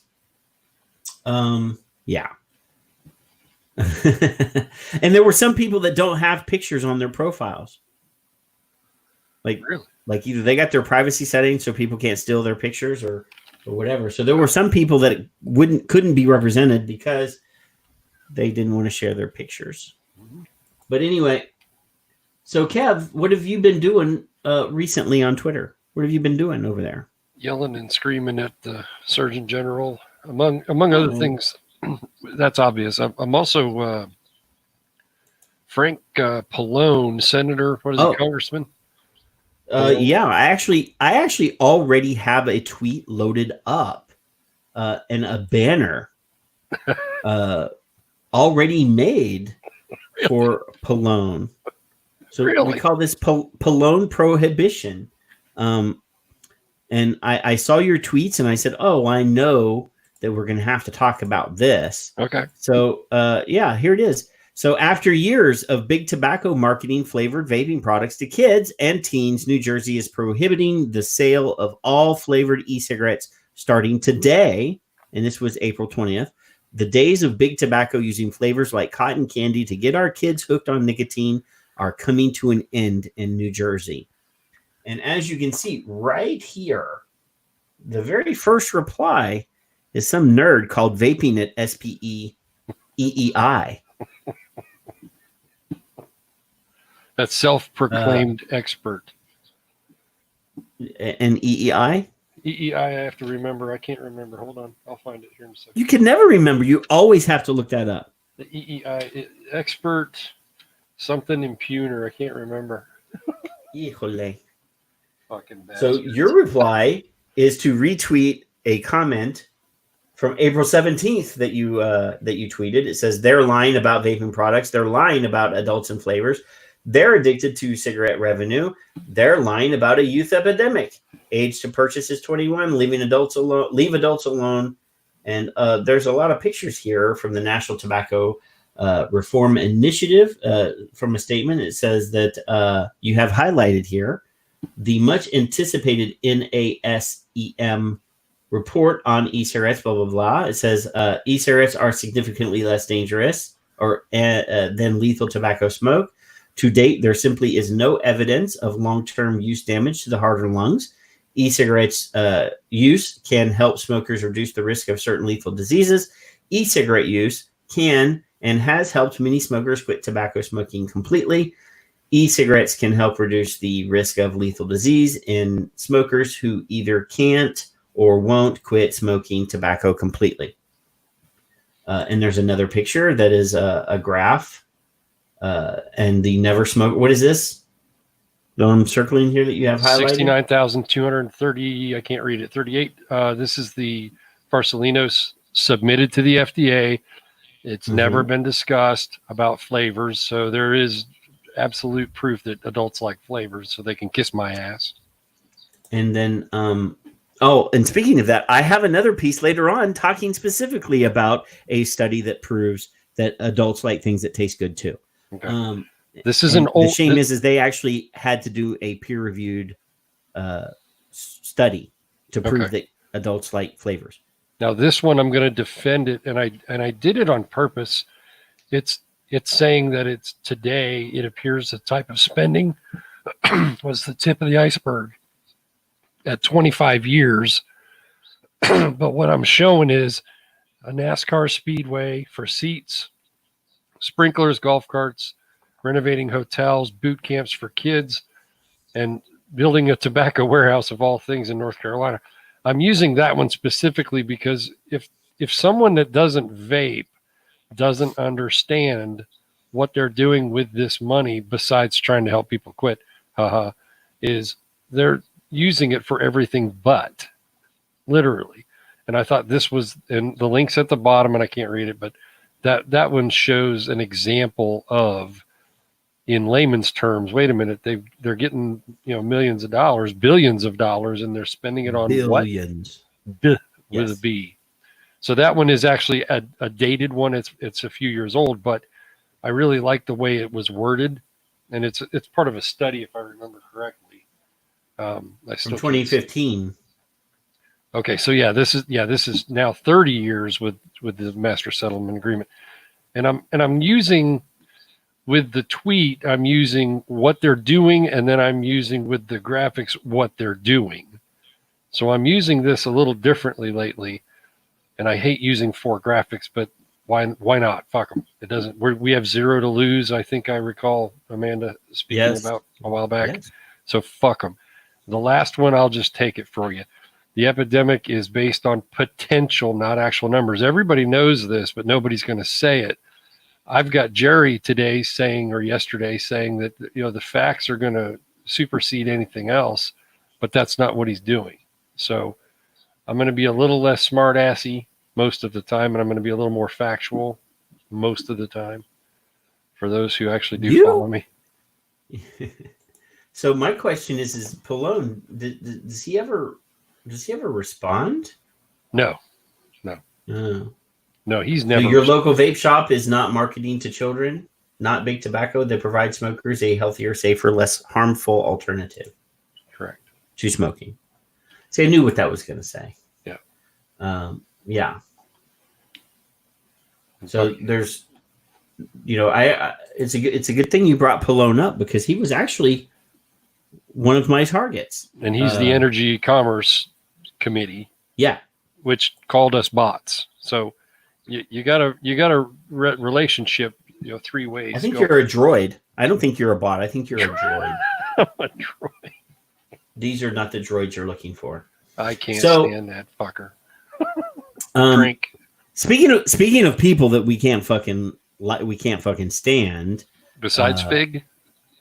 Well, he's all right. So I did a tweet this week, and I'm actually I'm going to nominate myself. This is like my top 10. This is the top 10. We're going to start picking our top 10 tweets of the year. Tweets of the year. So ooh.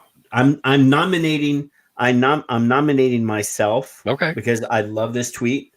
And I think it's just so bitingly sharp that every once in a while I do something right, and I actually so anyway, Pave, I'm sure everybody knows who Pave is. Pave tweeted this thing about PMI, showing that their data shows that the IQS is just as bad for lungs as cigarettes. And obviously, as you can see here, this is on the tobacco.us CF, that's University of California, San Francisco website. So if you click through and get there, look. Professor Puff and Look stuff. at this. Look. It's Stan. It's a Stan piece. So we all know that Stan is a piece of shit, right? And we've all pretty much been pretty consistent with our discussions. We've discussed on this show in the past his penchant for treating his female underlings disrespectfully. ogling them. So I created a tweet. It says 2 things you should never allow at Professor Glantz near: female researchers and data.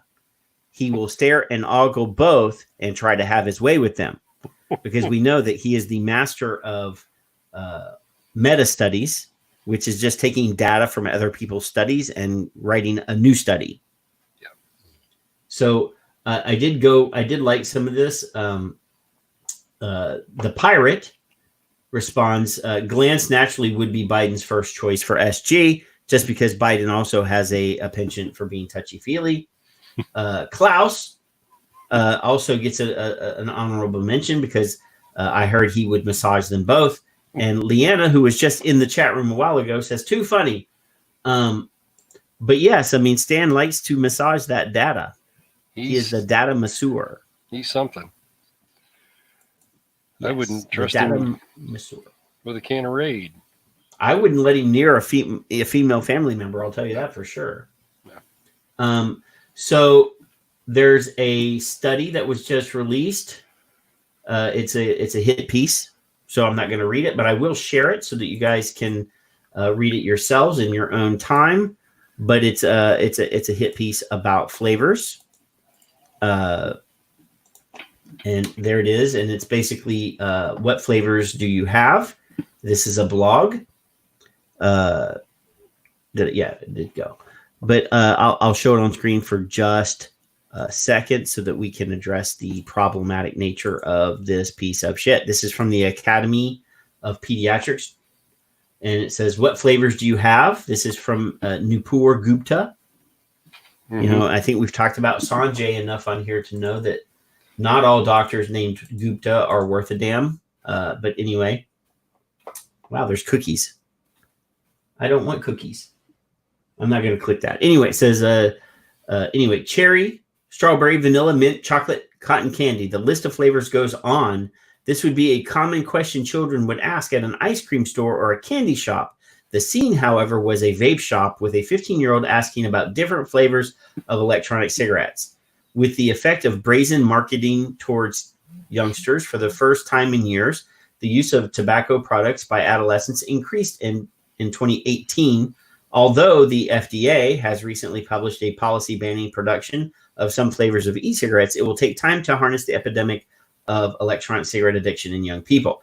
So my first criticism of this piece is there's nothing wrong with a 15-year-old coming into a vape shop and asking about flavors. Oh. Because we know a 15-year-old can't get a sale. That's right. That's illegal. It's against the law. Nobody is selling in a vape shop is going to sell to a 15-year-old kid. In fact, you can't legally sell to a 20-year-old kid. Yeah. So, you know, this is just a hit piece, and I actually created a banner for the next few pieces. These are called peer-reviewed hitmen. Peer-reviewed hitmen. These are pieces written specifically for money to try to assassinate the character of vaping. So there's that one, which is, again, it's a non-starter. It's a piece of shit because at no point in the piece does the person actually say that 15-year-old was able to purchase anything. It didn't happen.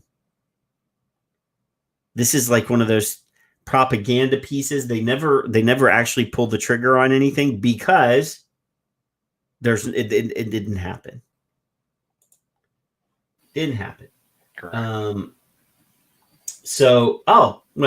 There's also a piece. American Cancer Society actually just released a piece, and I actually will share this one, even though it's about Juul, because I think this is funny.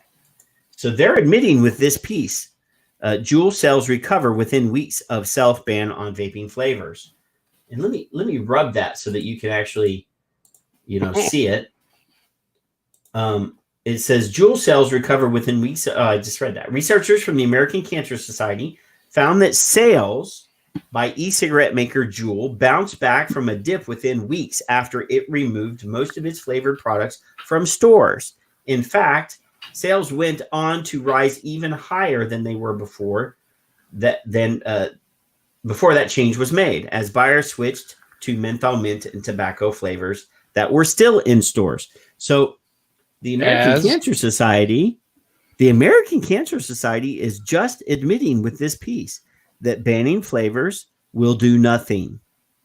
And they said as they were, if you scroll right there, as buyers switched, that flavors were still in stores.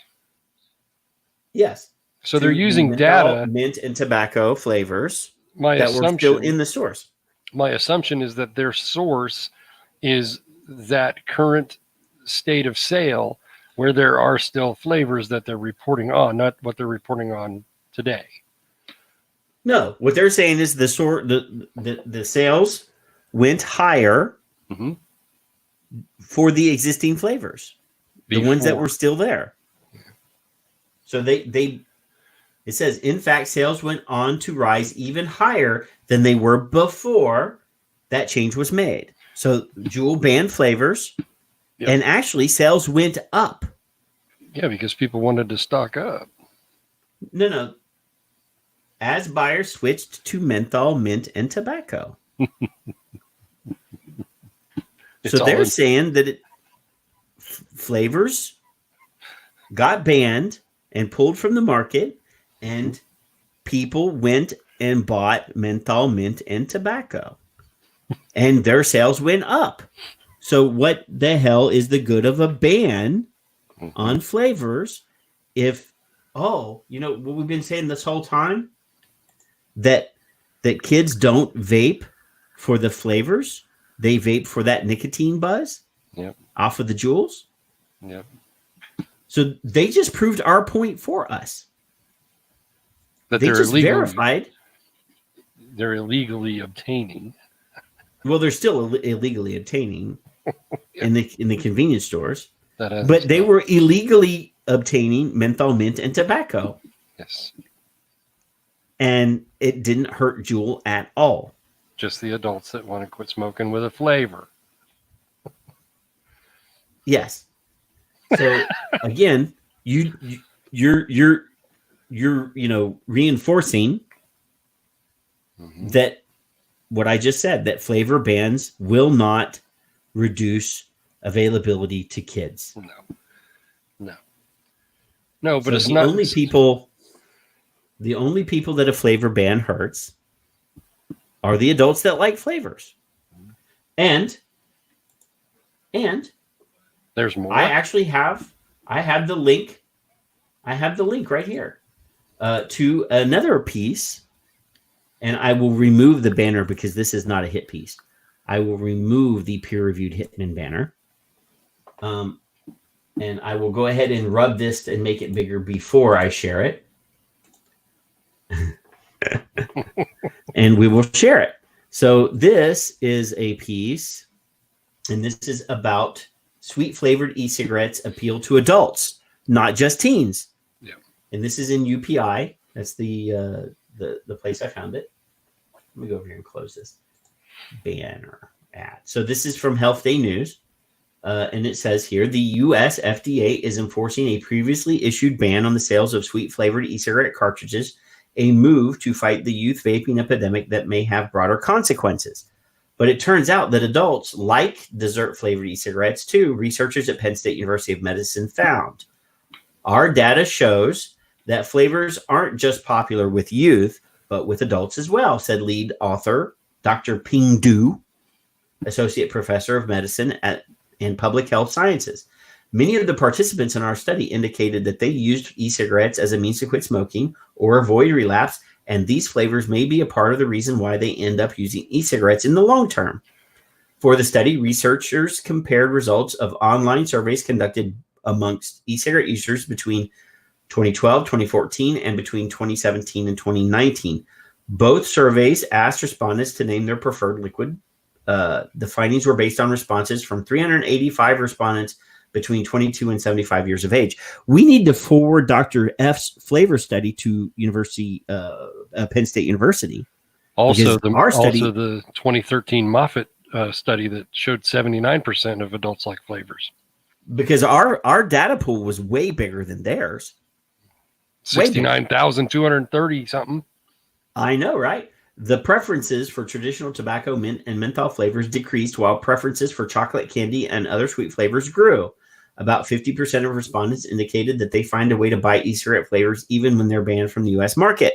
Ooh, a black market? Oh. No, that will never happen, according to Mitch Zeller. Anyway, study co-author Jonathan Folds, a professor of public health sciences, noted that most of the respondents used cartridge-based electronic cigarettes. Despite the federal ban on flavored cartridges, he noted that users can continue to purchase flavored e-liquids in bottles and possibly get flavors through disposable vapes. Social media websites make it easy for users to get unregulated products.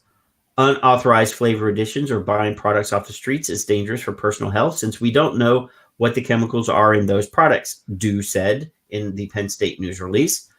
We don't know what the long-term effects of this new policy will be, but the evidence we've collected says that adults, long-term e-cigarette users with a preference for sweeter flavors may face health risks trying to obtain or make their preferred flavors. Despite enforcement limitations, Dew and Folds said the restrictions might prevent non-users from picking up the vaping habit. The study was recently published in the Annals of the American Thoracic Society.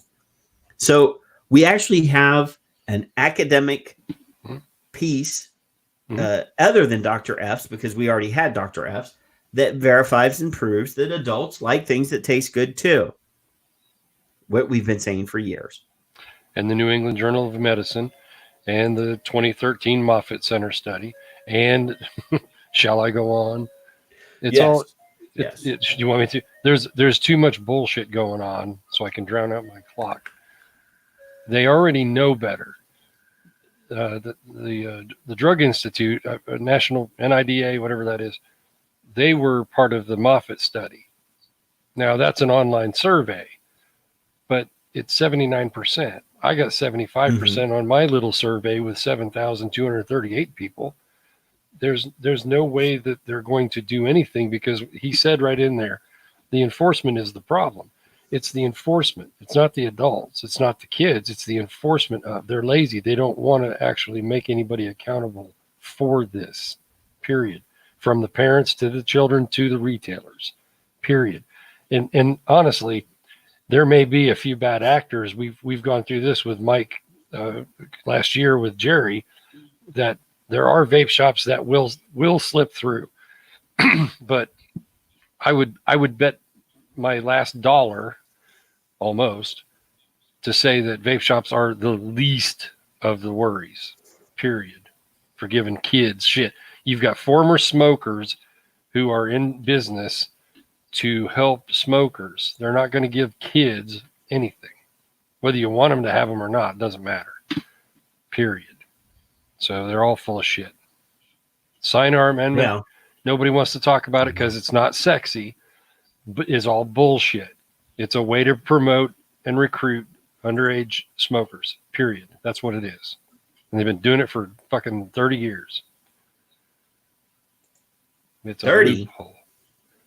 92, 28 years. So, yeah, I mean, we're at this, it's ridiculous, but, yeah, I mean, piece after piece after piece. And speaking of one more peer-reviewed hitman.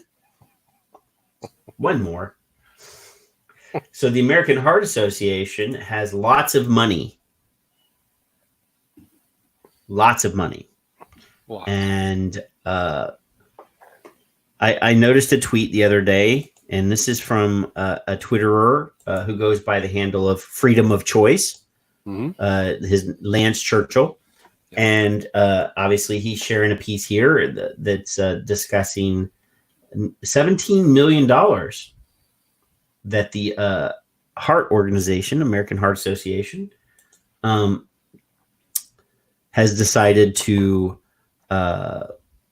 gift to researchers that want to, go against vaping or whatever. So anyway, the press release says nearly 17 million invested in research to fast track studies on health impacts of e-cigarettes and nicotine on youth. And I'm just going to go down. Here are a few of the projects that they're funding. Vapor Race, led by Naomi Hamburg, the Joseph A. Vita, MD professor at the Boston University School of Medicine. This team will establish the rapidly advancing discovery to arrest the outbreak of youth vaping center. That's a really long name for a center, and will include 4 intersecting projects at Boston University, Johns Hopkins University, Stanford University, and the University of Louisville. These products include basic research using human-induced pluripotent stem cell samples, to test the toxicity of the components of e-cigarettes, mobile health technology to measure the physiological cardiovascular impacts of e-cigarettes on youth in real-world settings, and a virtual reality and text messaging delivered e-cigarette cessation program for youth developed by combining social media methods with focus groups. Now, which organization was it that announced last year that they had defeated the youth epidemic with their little app? That would was be already the Truth Initiative. Truth already did it. So why do you need? I mean, Truth already said they destroyed the youth vaping epidemic with their little app. Go back up if you don't mind to the title. Okay. Okay. Nearly 17 million invested in research to fast track studies on health impacts. Fast track studies on health benefits of e-cigarettes would be better, wouldn't you think? I would think. Sorry, go ahead. I had to interrupt you while I had the fart in my brain. So then Verify is a comprehensive approach to understand the ending youth e-cigarette addiction. This is a bunch of crap, blah, blah, blah. Let's see what it is. This team, comprised of investigators in the colleges of medicine, nursing, public health, and engineering, and the Comprehensive Cancer Center, will work to provide answers about the short and long-term health effects of e-cigarettes, including their impact on the brain. Well, it makes my brain much sharper. Lungs. Well, I breathe better because I no longer have, tar and formaldehyde and other crap in my lungs. The heart. Well, I don't have one. The most effective regulations to reduce the appeal and effectiveness of e-cigarettes for youth, and the best methods to help youth addicted to e-cigarettes quit. Team Verify, Vaping's End, through research and innovation for youth, will recruit youth for a year-long survey to look at the relationship between nicotine, form, concentration, and flavorings in youth use, e-cigarette use, addiction, neurocognitive outcomes, and pulmonary health, blah, blah. So anyway, they're spending nearly $17 million on stuff. And if you read the flavor of these descriptions, already informs what their responses are going to be, what the conclusions are going to be. Yes. They haven't even started yet. Yes. And just the taste of the verbiage used in the description of what they're going to do already tells you that they already believe that there's going to be a negative consequence. That they're I mean, just the taste of the words that they used. It's the theme, isn't it? Makes you think, hey, just a silly question, wouldn't you think $17 million would be a lot better spent on enforcement so they wouldn't get these products, allegedly? Well, yeah, but the researchers got to get paid for doing research. Oh, I'm sorry. I didn't mean to put anybody out of a fucking job. Right now, in the middle of a COVID pandemic, we cannot increase the unemployment numbers. I apologize. So those researchers got to get a job. I mean, they got to have something to do. How dare you, Kevin? I had never heard the baby down the river a fable or whatever. Don't throw the baby out with the bathwater. No. Well, I like that one too. But Dave put that in A Billion Lives, that the babies keep coming down the river and the people keep saving the babies, and then somebody finally says, "Why don't we figure out where they're throwing the babies in at. And I've stuck to that for a long time. Why aren't you going to the source or sources? I don't mean Jimmy next door who's going to bring it over to Billy. I'm talking about the retail sale, period. That's it. That's it. How fucking difficult is this that you can ignore it this fucking long if it really was a problem? Which I already showed you it wasn't from Jerry's tweet himself. Right. So, yeah, I mean, obviously, those researchers, they got to do research. I mean, that's they got to make it look like they're doing something. Do you know how they're getting them? Shh. Did you cash your check this week?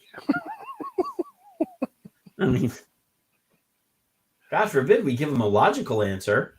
Yeah. Fuck. Not you being the fuck. You and then fuck. There was a comment. I mean, really? I mean, yeah.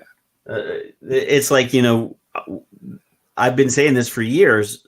American Cancer Society and American Lung Association, they don't want truth. Doesn't want vaping to kill smoking. No.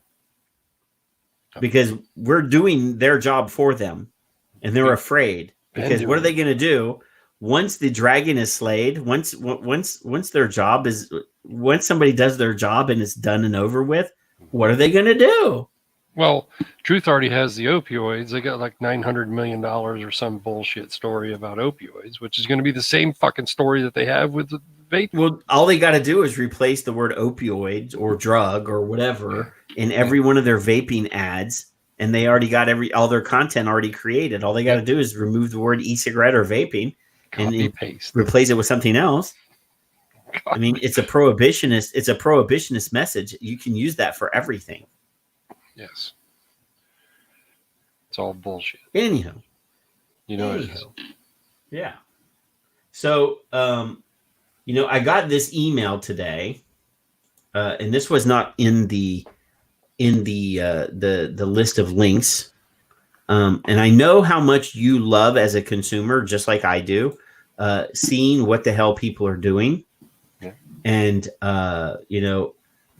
since Fig's not here, let's do the VTA from the trenches because he's going to miss out. So I get this every week from VTA because they got my email address. I don't know how they did it, but they did it. So this is the April 24th from the trenches. And actually, I had some links to some of this information already on the list, so I can do this one thing and remove a whole bunch of stuff from my list. Yep. So this week has been busy for VTA as our federal and state governments respond aggressively to the COVID-19 pandemic. VTA remains fully engaged in supporting and advocating for the rights of our community. We ask that you do your part to ensure that we slow the further spread of the virus. We are all in this together. So there's the COVID-19 update. The first thing on here, boom, this is big news. This is a big deal. So the PMTA deadline has been extended officially to September 9th, 2020. The big news this week is that the rapid entry with the rapid entry of 2 court orders, the PMTA deadline has been extended. On April 21st, 2020, the Fourth Circuit Court of Appeals granted the FDA's unopposed motion to remand the American Academy of Pediatrics versus the FDA case to the U.S. District Court for the District of Maryland. Prior to that time, District Court Judge Grimm had indicated on April 3rd that he would grant the FDA's request to extend the PMTA deadline due to COVID-19 if the case was sent back to his court. That same day, the FDA sent this letter to Judge Grimm asking that he now enter the order extending the PMTA. So anyway, what had happened was Judge Grimm, in his initial filing or his initial response to the pediatric group's lawsuit against the FDA, demanding that they bump the PMTA deadline closer to the original date, was just around the corner. Yep. Due to the COVID, a lot of things couldn't happen. And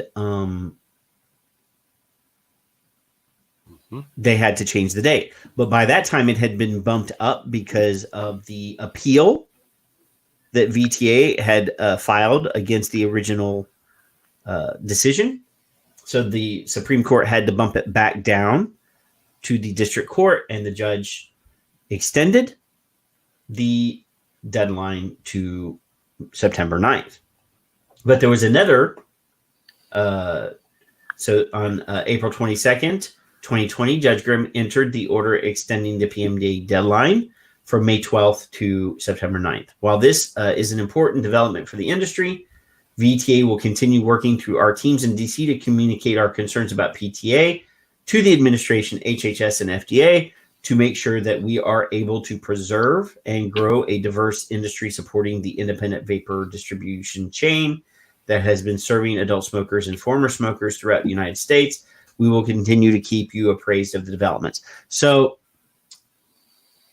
what did I say last week? I'm gonna unshare this. Yeah. So there had been talk.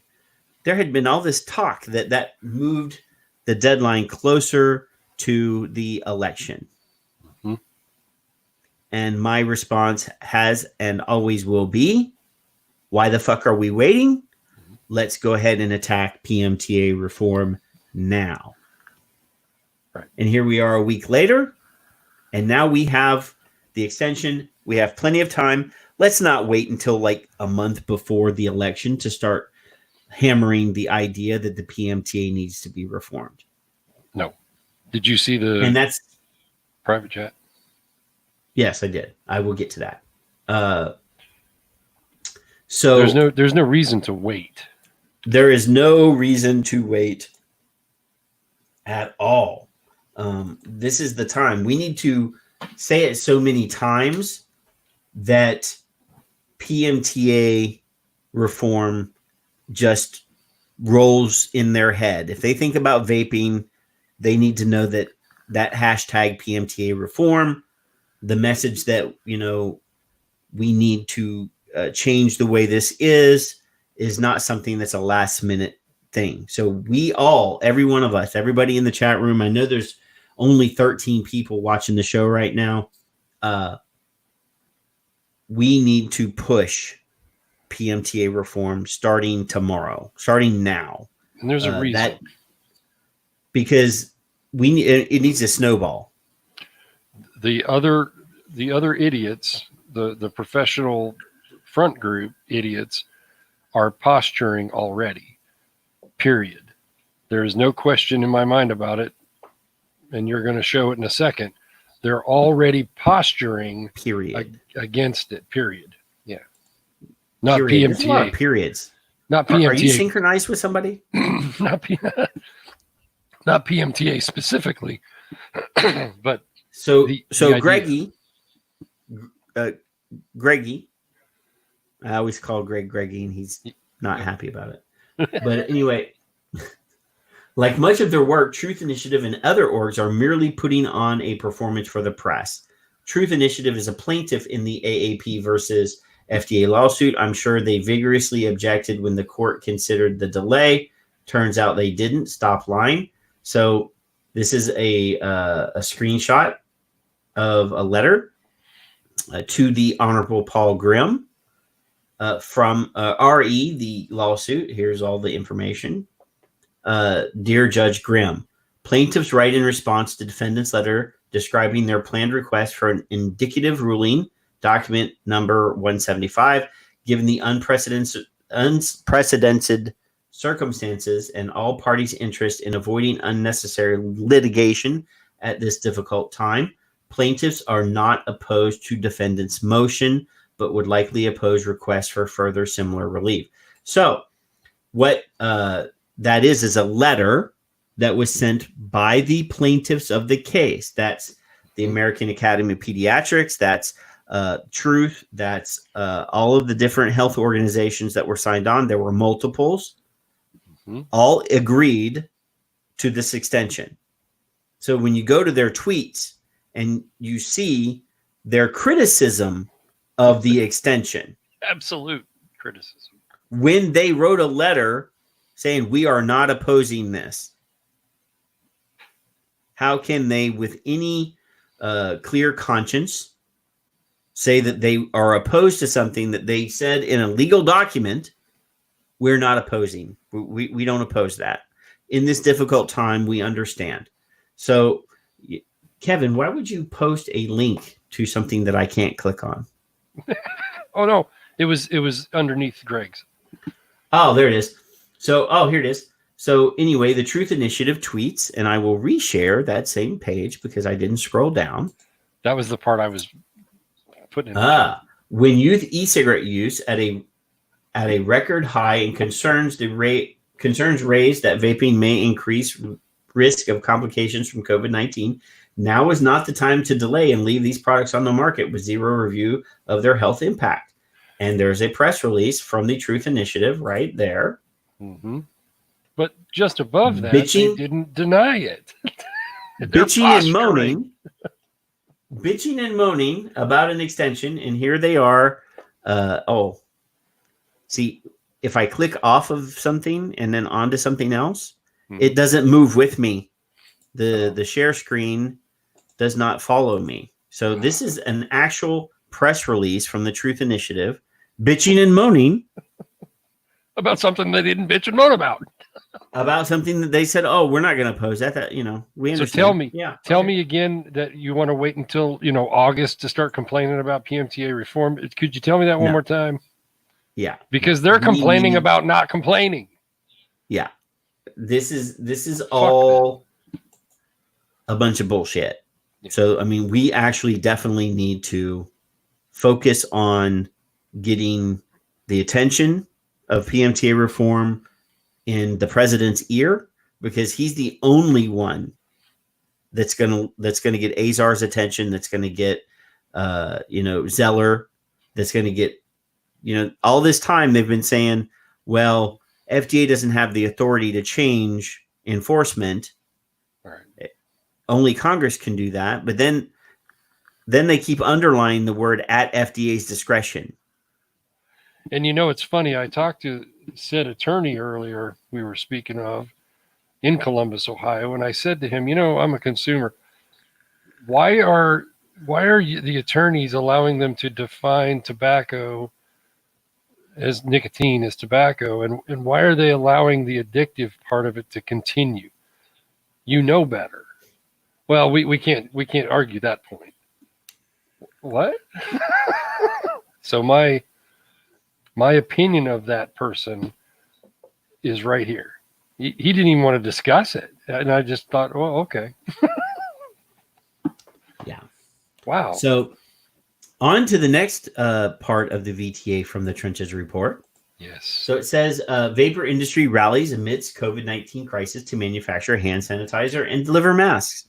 So VTA has been working to support members, which have stepped up to manufacture, bottle, and distribute much needed hand sanitizer throughout our communities. We are all in this together, and we are so proud of the way our community has rallied together to help get our nation through this public health crisis.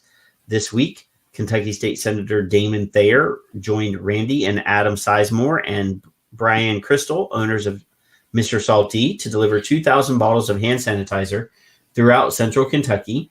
To date, Mr. Salty has distributed over 14,000 bottles of hand sanitizer to different law enforcement, first responders, and health organizations and community action organizations. That's a lot. In the midst of fighting for their businesses and losing money, completely being closed down, some of you in the room, and you're doing this besides, and I don't even know how you're doing it. Yeah. And so here's a helpful hint. Call the Cancer Society and the Truth Initiative in your local area. Ask them if they need any hand sanitizer, but don't tell them who you are. and then when you show up, take the picture. We are looking for every example, large and small, of how the companies in our industry have been stepping up to do their part to flatten the curve. We will be sharing that information and want to make sure that everyone's efforts are recognized. Please send details of what your company has been doing and let us know if you want to be included in our coordinated effort. If you have questions, examples to share, or are interested in supporting this effort, please fill out this form. There's a link here.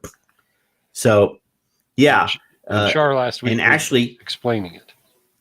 Yes. And, I still have, I got 800 bottles of hand sanitizer from Char for my hospital and for the nurses that work with my wife in her nurses organization. So the state of the states. So look, there's a map that shows all of this stuff, and it's shows each state: 14 bills in Washington, 3 in Oregon, 20 in California, 19 in Arizona, 13 in Utah, 7 in Idaho, 1 in Montana, 10 in Wyoming, 2 in Colorado, so forth and so on. This is we can't be diverted. We can't be. Our attention has to be what we're doing. And yes, Char. I saw that.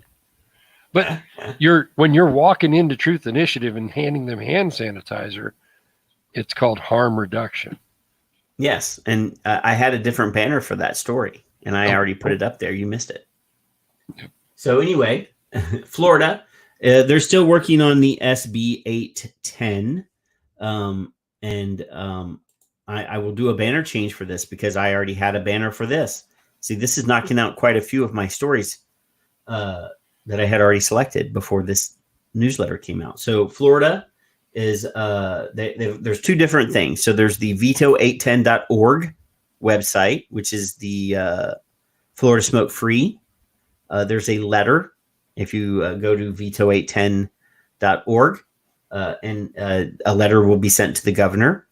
And then there's vaporssayveto.com from VTA.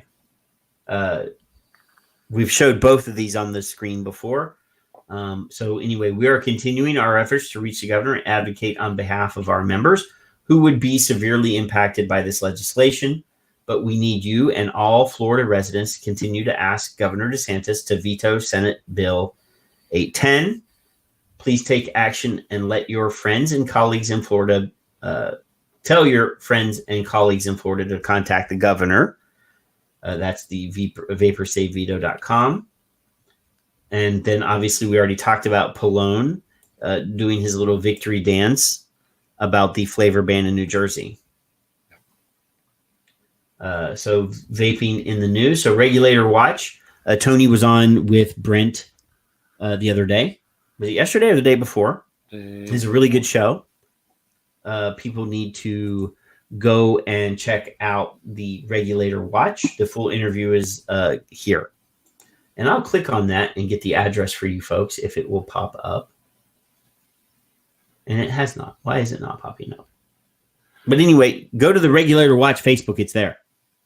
You see A Bastard's comment? Oh, A Bastard is still... I haven't seen him in a while. Hey, A Bastard. I've never figured out who it is, but yeah, good point. Yeah. So here's the full video.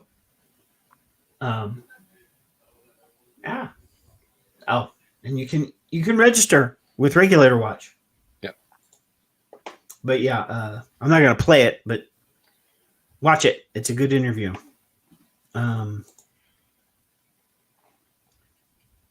We already talked about the PMTA extension. Hey, $17 million by American Heart Association. Whoever puts these links together must have been looking at my show notes. Because we already did that one. Sally Satel has written a piece. Anti-vaping efforts may have made coronavirus worse. Sally Satel, a visiting professor at Columbia University's Irvine Medical Center, agrees that there is no evidence for the claim that e-cigarette use has a significant impact on coronavirus patients. That's just speculation, she says. Over the long term, it must be said, vaping might cause impairment in lung function, though surely less injury than had vapors continued to smoke. And then there's a link from Inside Sources of the piece. I will drop it in the chat room. Paste. There you go. So y'all can check that out in your own time. but what she said there is basically the guts of the piece. Wow. And then during this time of uncertainty, we ask that you be safe, be smart, and stick with us. As we have always said, we are all in this together. Connect with us, and thank you for all you do to protect vapor.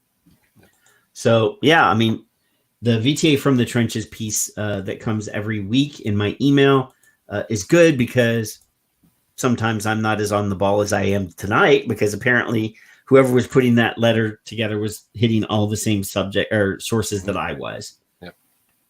So, I don't need to use that piece anymore. I don't need to use that piece anymore. Man. So, speaking of hand sanitizer, though, Kevin. Yes, sir. I noticed that you tweeted about hand sanitizer.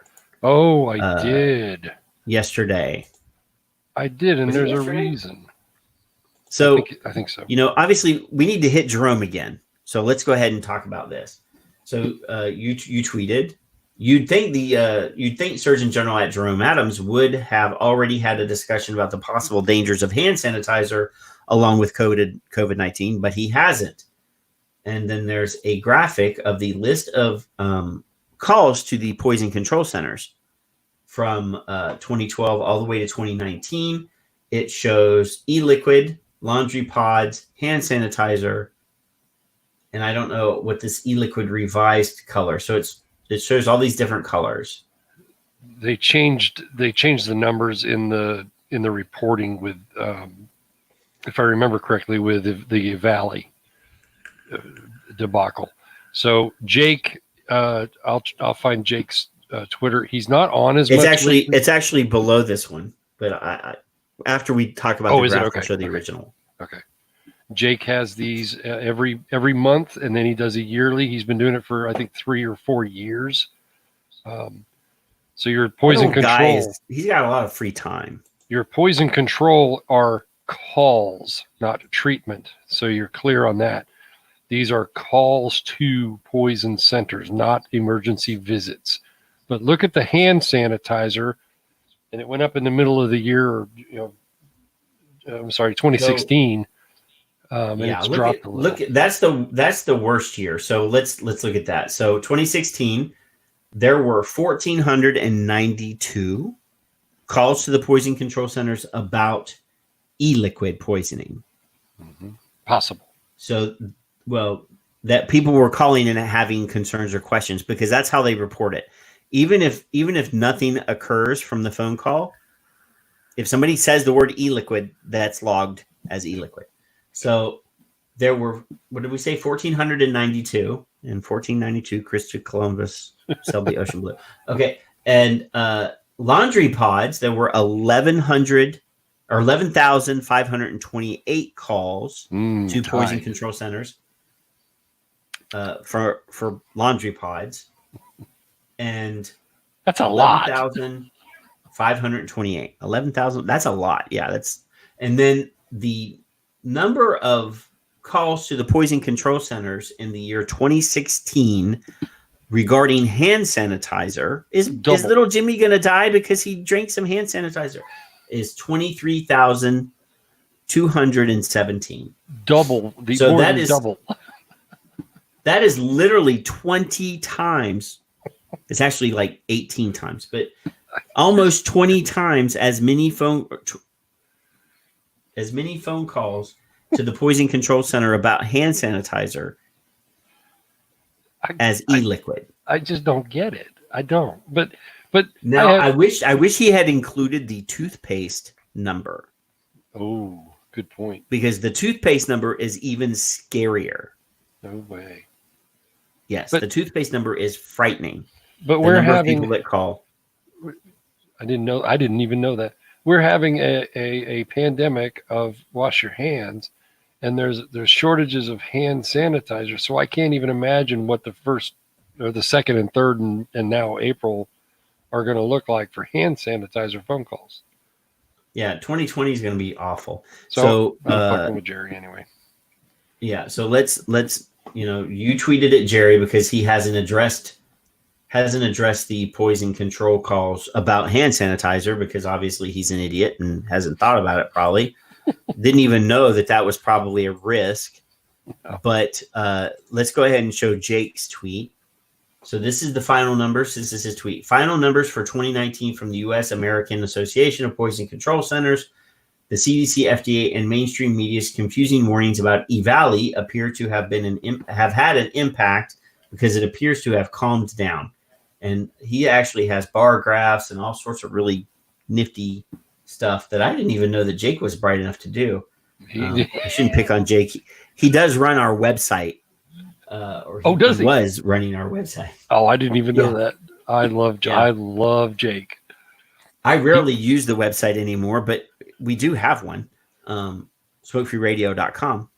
He's like a hitman. He'll come in and he'll tweet a few things and he'll be gone. Lately, he's been really quiet though for some reason. So just hit my head. He is pretty old. I thought he was like 65. That's not old. Well, that's the same age as you, right? Shit. Shit. But as a consumer, it amazes me that we do things like that, and we can show things like that. I don't like the calls to the centers for the e-liquid either, but damn, it's a perspective that you don't think of. Yeah. So the last piece that I have on the list, actually, there's one more after this one. So somebody was talking about vape shop closures a while ago, and I was for that. And I want everybody to know that I am not for closing any business. There is a way to do business and still maintain social distance and have people, protect themselves with masks. There is no reason why businesses need to be closed if they can do their job, do their business. Christopher Ferraria was just on Demetrius' show explaining what they did in their store to be able to service their customers and still maintain social distance and be preventative. Many vape shops are doing curbside. They're doing, Demetrius and Phil suggested on their show being able to do customer service over Skype or Facebook video to be able to service customers. There are ways for businesses to maintain to follow the rules and still do the necessary safety things.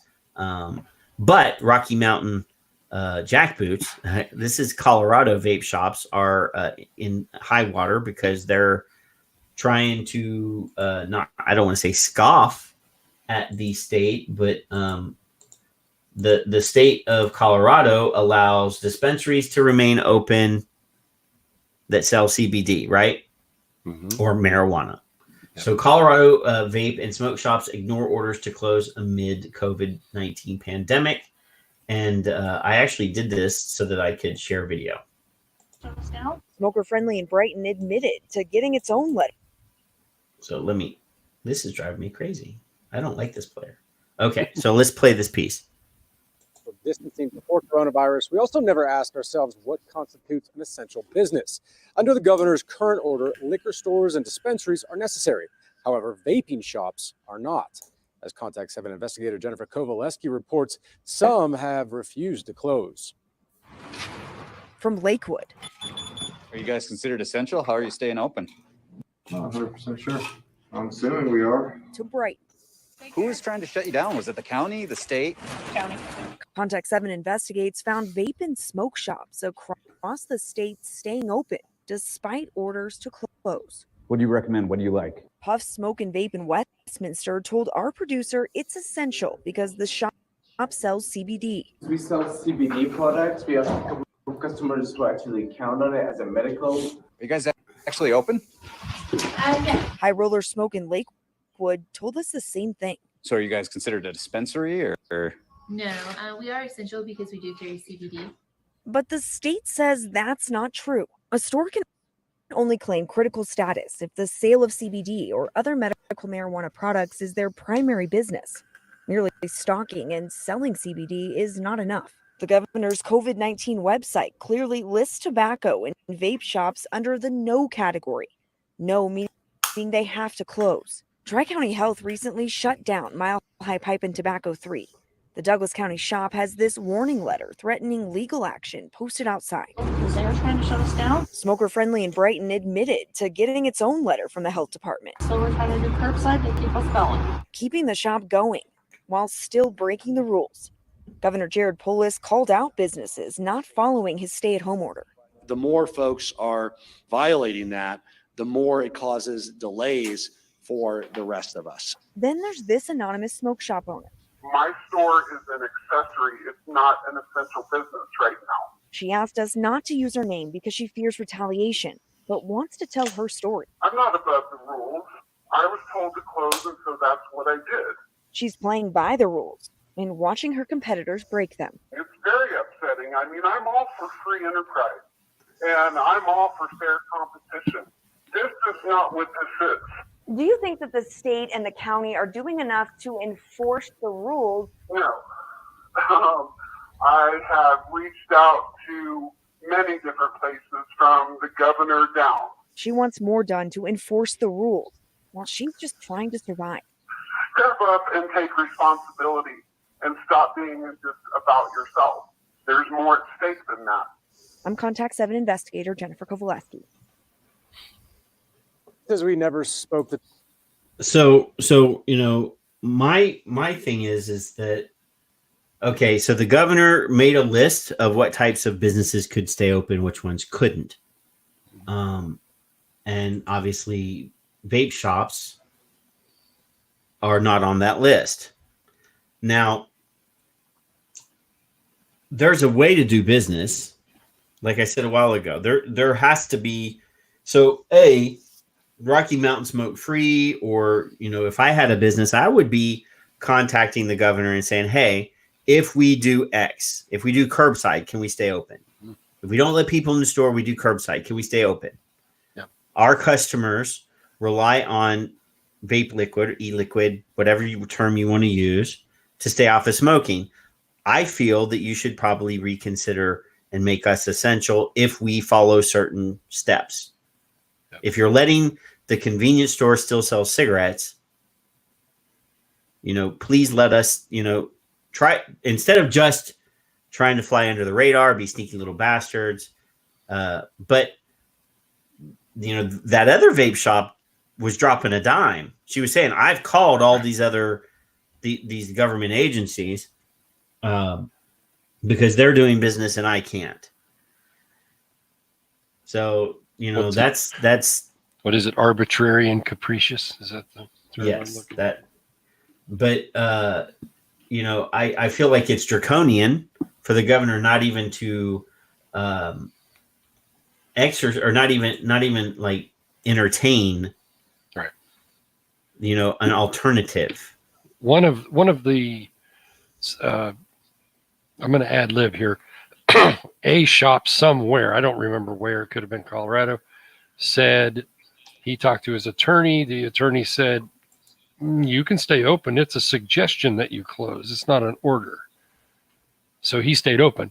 Now, I'd be the guy staying open somehow, whether it's curbside or whatever. If it was me, I'd be fucking staying open. I would figure out a way to do it safely. Right. Like curbside. Right. I would talk to the states that are doing so, like Shar or Nikki. I guess I didn't realize she had a shop. James, she has one. She's in Tennessee, I think. Tennessee. So some states don't have that. Some states do. Some states are closed completely. Michigan just got, I think it was today, they just got their curbside only, I think. And well, Texas. Oh, she's in Florida. Texas also was pretty much anything that you could, you had to go into the business, right, was shut down. But I think on Monday, everything opened back up. If you can do curbside, no restaurants are open, obviously, other than takeout and right, curbside delivery, those things. But yeah, this is, this is disturbing. This last piece that I have is kind of This is the king of the jackbooted thugs, the Governor Cuomo. Governor Cuomo. You should have put that on the Governor Cuomo. Oh, I need to remove that banner. And Governor Kumquat. Yeah, I need to. But so I don't have video of this, and the piece is just a text piece. And the headline is Governor Cuomo to out of work quarantine protesters. All those people that I was showing earlier. His comment to those people is, "Well, get an essential job, you bums." I saw that. You condescending fucking prick. He was just basically saying, quit whining and get a fucking job that's essential. Quit your current job and try to find a job that means you're essential. He hasn't been told go fuck yourself anywhere near enough in his life ever. And the oh, you know what? There is a video. Is there a video? There's Son of a bitch. Oh. So, I hate this guy. Literally, I hate this guy because he's a liar. I think he's Matt Meyer's sister. From starting with well, so what? Vaping is safer than smoking, but so what? Mm-hmm. So, let's see what he says here. I don't know if you can hear, but there are protesters outside right now honking their horns and raising signs. We did speak to a few of them before we came in, and these are regular people who are not getting a paycheck. Some of them are not getting their unemployment check, and they're saying that they don't have time to wait for all of this testing, and they need to get back to work in order to feed their families. Their savings is running out. They don't have another week. They're not getting answers. So their point is the cure can't be worse than the illness itself. Yeah. What is your response to them? The illness is death. What is worse than death? Well, what if somebody commits suicide because they can't pay their bills? Yeah, but the illness is maybe my death as opposed to your death. They said the cure is worse than the illness. The illness is death. How can the cure be worse than the illness if the illness is potential death? What if the economy failing worse than death equals death? Because of but mental it illness, doesn't. the No, it doesn't. people stuck at home. No, it doesn't. It doesn't equal death. Economic hardship, yes, very bad, not death. Emotional stress from being locked in a house, very bad, not death. Domestic violence on the increase, very bad, not death. And not death of someone else.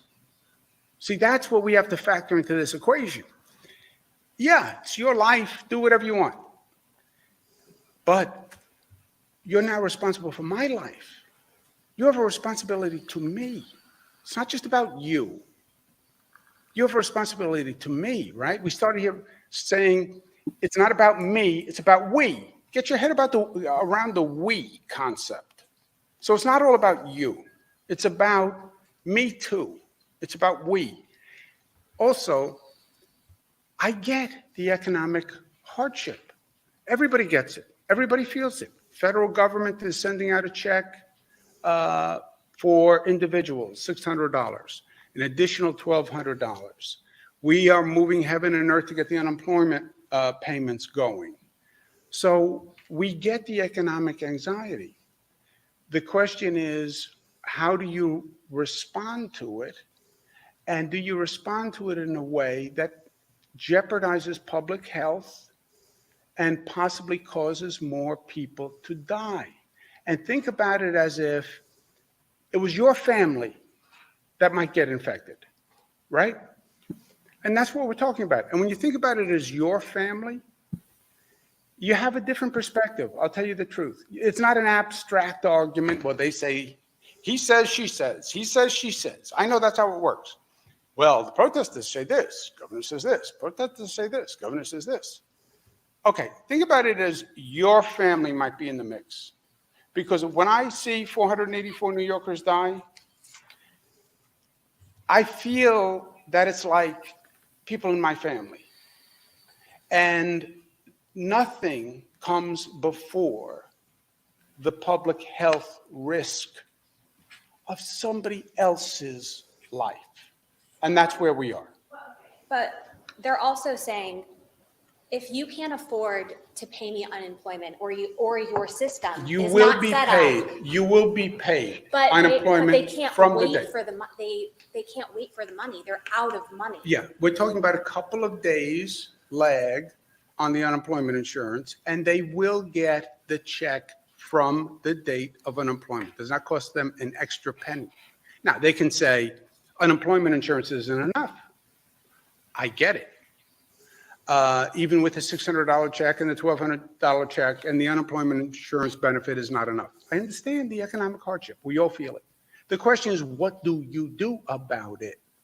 And do you put public health at risk? And do you drive up the number of deaths for it? Because you have no idea how to reopen now. They're saying that, is there a fundamental right to work if the government can't get me the money when I need it? Is there a fundamental by the way, right you want to to go to work? Go take a job as an essential worker. Go take a job as an essential worker. This is opening such a big can of fucking worms. I've shared with you before, Janice has really only shown a little bit of anxiety about, it wasn't toilet paper, but the fact that you can't get everything she's got a list, she's a list maker, and she wants everything on that fucking list. She doesn't want to substitute, she wants what she wants.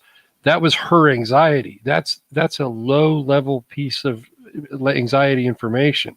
When you have somebody that can't pay their fucking house payment 2 months in a row and could possibly get foreclosed, and you want to justify it with the words public health when he himself didn't do what he should have done, Jerry didn't do what he should have done, Bob didn't do what he could have done, et cetera, right down the line, they're opening themselves up for a way bigger problem than they know. The domestic violence problem, I'm assuming, has sky fucking, now I'm going to use I hate the word, sky fucking rocketed, in my opinion. I saw it when I drove a cab. Nick was a cop. I'm sure he understands that exact same thing. There's the mental stability and status of some people just don't get the part of, I can't pay my payments this month. That sends them into a spiral of silly craziness. So I'm not impressed with his go get a fucking job is what he said. I am considered an essential worker, right? Right. I work in healthcare. I have to go to work. I was out of work at the very beginning of this for 2 weeks or 2.5 weeks or whatever, because I screwed my leg up. Uh-huh. And I'm back to work, but I'm on limited duty. Right. So I'm not getting my full 40 hours a week. I'm only getting enough hours to maintain my full-time benefits until, I went today for an MRI. But just having like a few weeks of a small paycheck, not no paycheck, but a lesser paycheck than I normally have. Yeah. And I'm already having anxiety. Well, sure. Just from having less money than I normally have. Right. On my paycheck. Yeah. Not zero, just a little bit less than normal. Right. So, there are people in the chat room, Nikki is saying in the chat room, her son has been out of work for 10 weeks. Mm-hmm. If I was in that situation, if I was 10 weeks from now, I would be panicking. I would be freaking out. Of course. And you want somebody to belittle you on national television, of course. And to have Cuomo fucking on TV, arrogant, telling everybody, well, if you want to work, just go take an essential job. This is not how this works. Yeah, I mean, I actually went to college to get an essential job. So how many people can just, Right. suddenly appear with a college degree? you know, and they laughed at Trump. I have to defend him, but he specifically, when discussing the shutdown and, closing everything off weeks and weeks and weeks ago, that was one of the things that he was factoring into his decision was the public health, the mental health of the public. Yes. About, I can't quote him, but I remember. Because he did, and they laughed at him. They told him that he was full of shit. He was just making stuff up. But here we are, April 24th. We're many weeks into this. 6 weeks or whatever the total number, 10 weeks or whatever. Businesses have been shut down.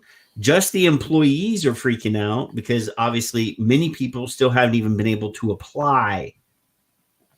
Right. Because the systems are overrun. Right. A lot of these unemployment insurance programs, the actual computer stuff is done in like COBOL.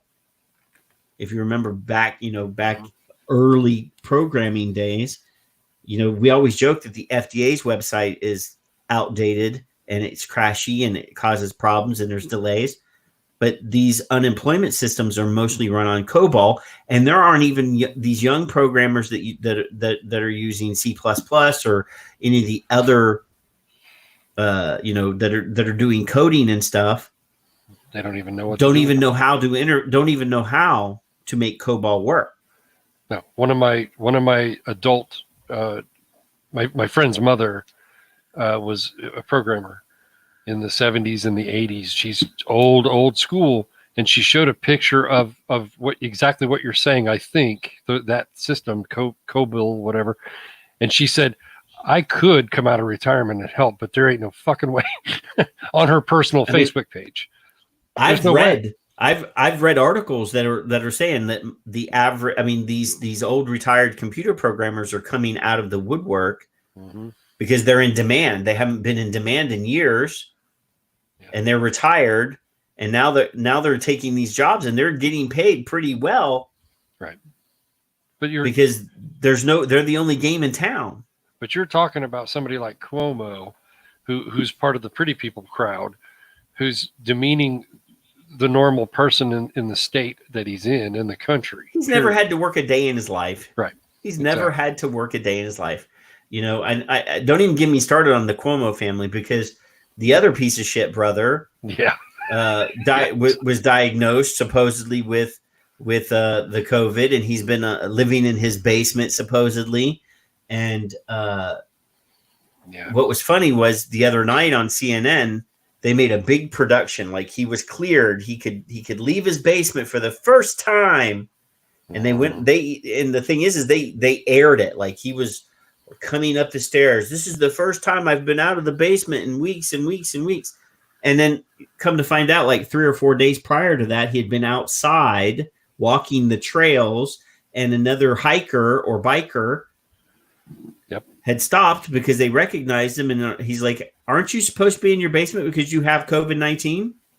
And they had an altercation, and a police report was filed. Yes, sir.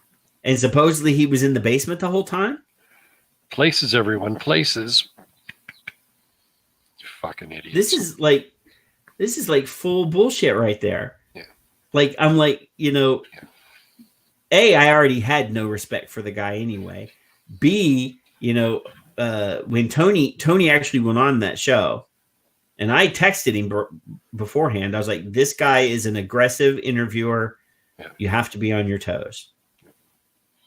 And then Greg went on. Yeah. Greg did way better than Tony did.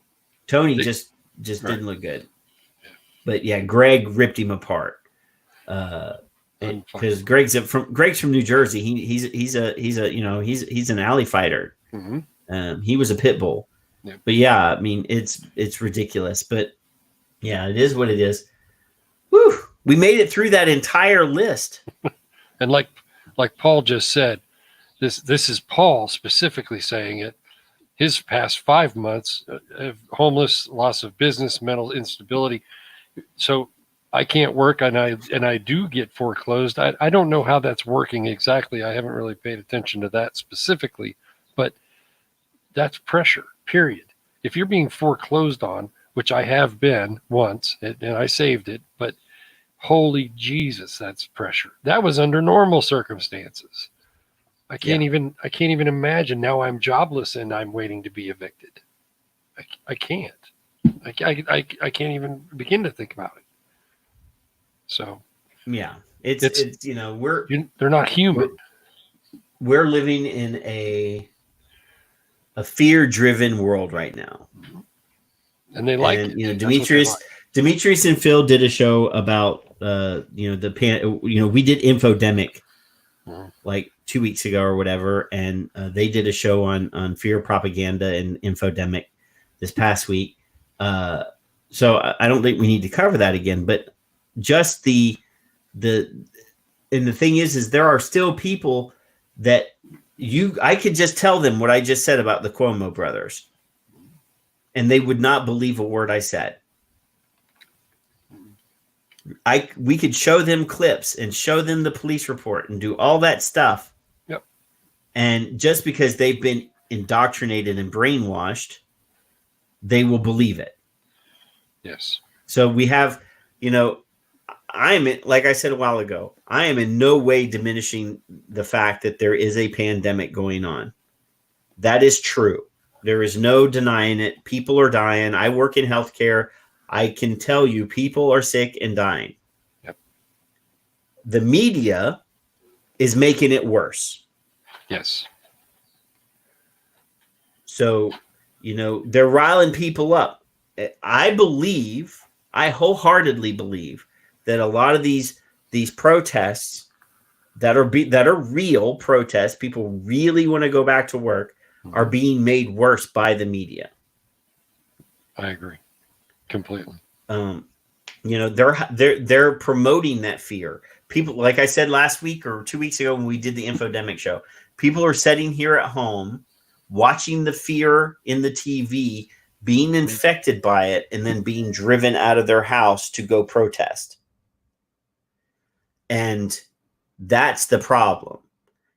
Vic was in the room a while ago, and I gave Vic shit because Vic was saying that he couldn't tolerate wearing a mask. I damn well know Vic could. Vic is a strong man. Vic is not a wuss.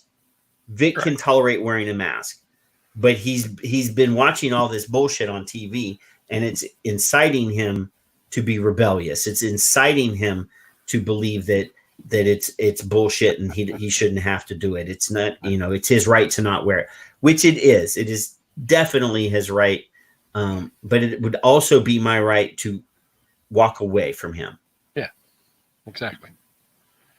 At this point,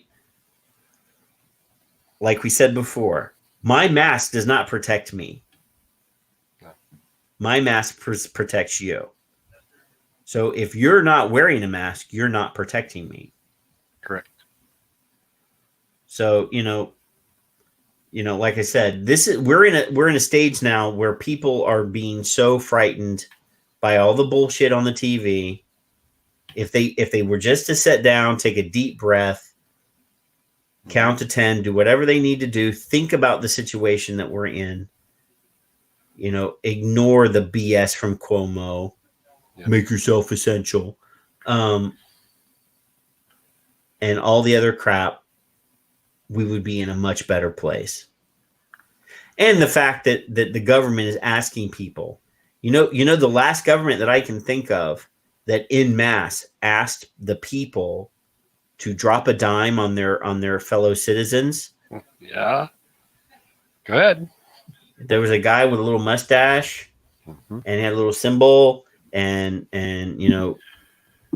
wiped out millions of Jewish people, tattooed them, made them wear a symbol, so they would stand out amongst other people,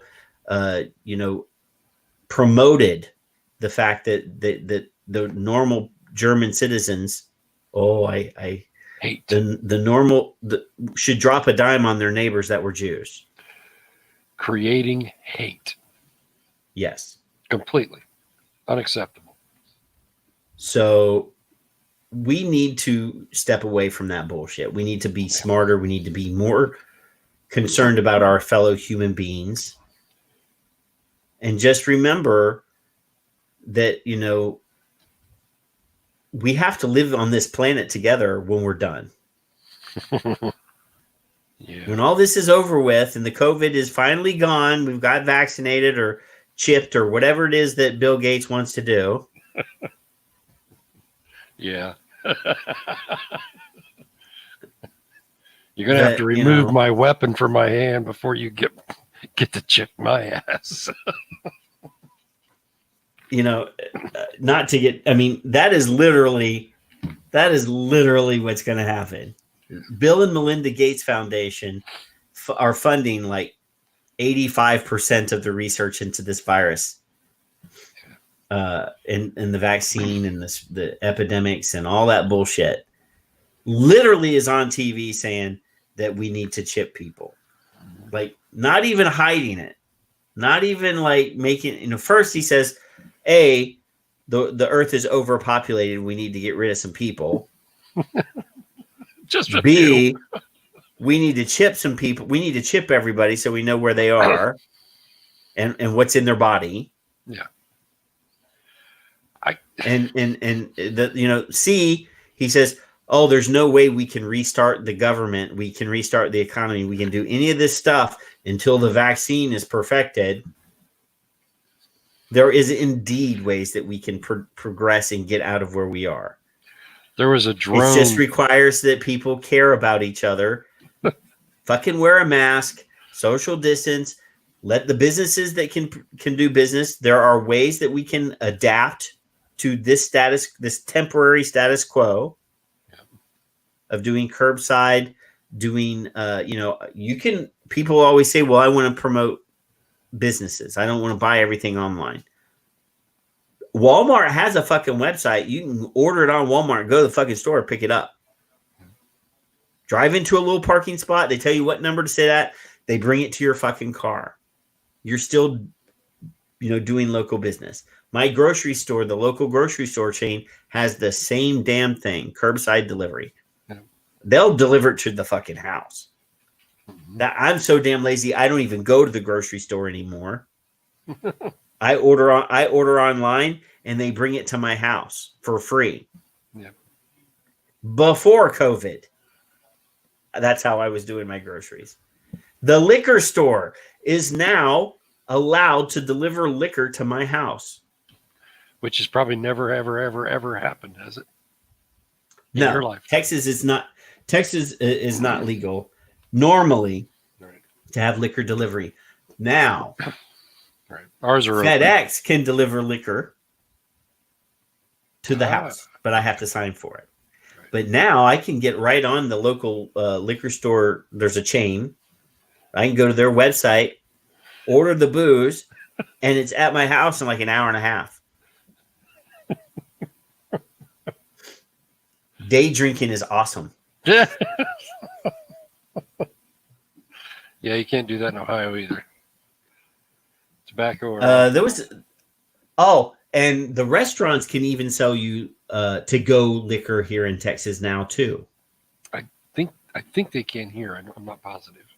So yeah, I could order a steak from Outback or Texas Roadhouse or any of those other places and order a daiquiri, and it will be delivered to my house with a daiquiri. Not that I drink daiquiris, but door stumble. Oh my god. But actually nicotine can be delivered to my house all the time. Yeah. I mean, I don't live in, we live in an actual much freer world than Australia where, you can't have nicotine. Yeah. But anywho, Kevin, I think we're ready for final thoughts. It's midnight. It's 12 midnight here. Final thoughts. I don't know if I can get my shirt up high enough without standing up, but small acts can transform the world. And I really believe that. I know that sounds a little strange to some people, of all people that I would say that, but little old ladies are not being able to see their little grandkids because they're doing what they're told, despite kumquat and whoever else, and they're retired and they can't get out of their houses. So think about those people. Think about the way that life is at the moment, where my youngins aren't necessarily social distancing the way I want it done, but they're free to choose what they choose, and hopefully I won't get sick from it. But the little old ladies and the small things, in my opinion, are just part of it. Watching our industry, your industry, do hand sanitizers and going through that process. I didn't know hand sanitizers were FDA regulated. I had no idea about that. So I keep learning something every day, and I'm impressed that this industry, under the unbelievable, strange pressure and there it is right there. Shar, That's the FDA number right there. Shar was in last week's show, I think it was, and she was telling people things, and I had no idea that you had to get a registration number, and you had to clap your hands 4 times on your tiptoes and do all kinds of weird shit to get a fucking hand sanitizer through. Don't let your kids touch it any more than you do anything else, but you're contributing that small act. Thank you, Nikki. It's a small act of masks. I've seen a few companies doing that as well. They're doing this despite the pressure that they're under, and they're giving them to people who need them. The cops need them. Obviously, they're going on calls every single day. Firefighters, etc. And the healthcare, of course, the healthcare workers. Hopefully that supply and demand chain has leveled off. I haven't heard anybody complaining about it except Jerry. But do what you can to help somebody next door. Social distancing, Aaron said, has greatly affected my sex life with old ladies. So there's that. Supposedly you can't get COVID with sex, allegedly. Who knows? Just keep your distance. That's my final thoughts. I kind of said my final thoughts a while ago. We just need to realize that after this is done, after this is all done and over with, and we're no longer in the COVID world, we're in a post-COVID world, that we do have to coincide. We have to coexist with each other, and we need to take some time during the day. We need to take some time when we're at our most stressed during this period, and to distance ourselves, to relax a little bit, and to really just take a deep breath and just think there's nothing that we can't beat. We will get past this. We can tolerate anything for an amount of time, as long as we know that there's an end in sight, and there's an end in sight. We may have to change some things. I seriously think that even after this is done and over with, there's going to be another bug, whether it's this bug or another bug. These bugs are coming more frequently than they've ever come before. And that could be because we are so advanced in our medical technology that the bugs are just finally evolving and getting worse and worse and worse. And, the hand washing thing, as somebody that has OCD, I love the fact that everybody's fucking washing their hands finally. I love the fact that people are socially distancing and staying the fuck out of my space. I love that. You have your own little, this is my space bubble. Don't come inside it. I'm a big fan of that. I those things I hope that everybody keeps. Don't get up in my grill, wash your damn hands. When you cough, cover your goddamn face. Teach your kids, cover your face. You don't know how many times a day I see people and they just turn their head to the side and cough, not even knowing that somebody was over there. You know, hopefully, please. Let's keep some of this. And, you know, we have awful flu season every year. At the end of the day, when the numbers are finally all run and they finally figure out how many of the people, when they do the antibody testing later on for everybody that's dead, we find out half of them didn't have COVID and they ended up just having the regular old flu. We need to remember the flu comes every year. And being socially distant a little bit, you know, spacing out a little bit, covering your face might be a good idea in the winter months. Wear a fucking scarf. Cover your damn face, because we know for a fact that gloves work and masks work in preventing the flu, but people don't do it. We don't do it because it's never been pushed. But I'll tell you, I had influenza A last year with all of the shit that I already do, washing my hands like 10,000 times a day and not letting people near me, and I still get it. And I had a fever of 103 for 4 days. Are you required to get the shot? And I had the shot. And you had the shot. And I had the shot. But last year's shot, we already knew it was not the right strain. Right. So, yeah, let's just, you know, let's keep some of these little rules. I mean, obviously, COVID's going to come back too. Yep. And we already know that there's at least 2 strains that have been identified. I've heard as many as, like, I think I quoted 10 the last time I looked at that. There's more than that now, or at least there are people saying there is more than that.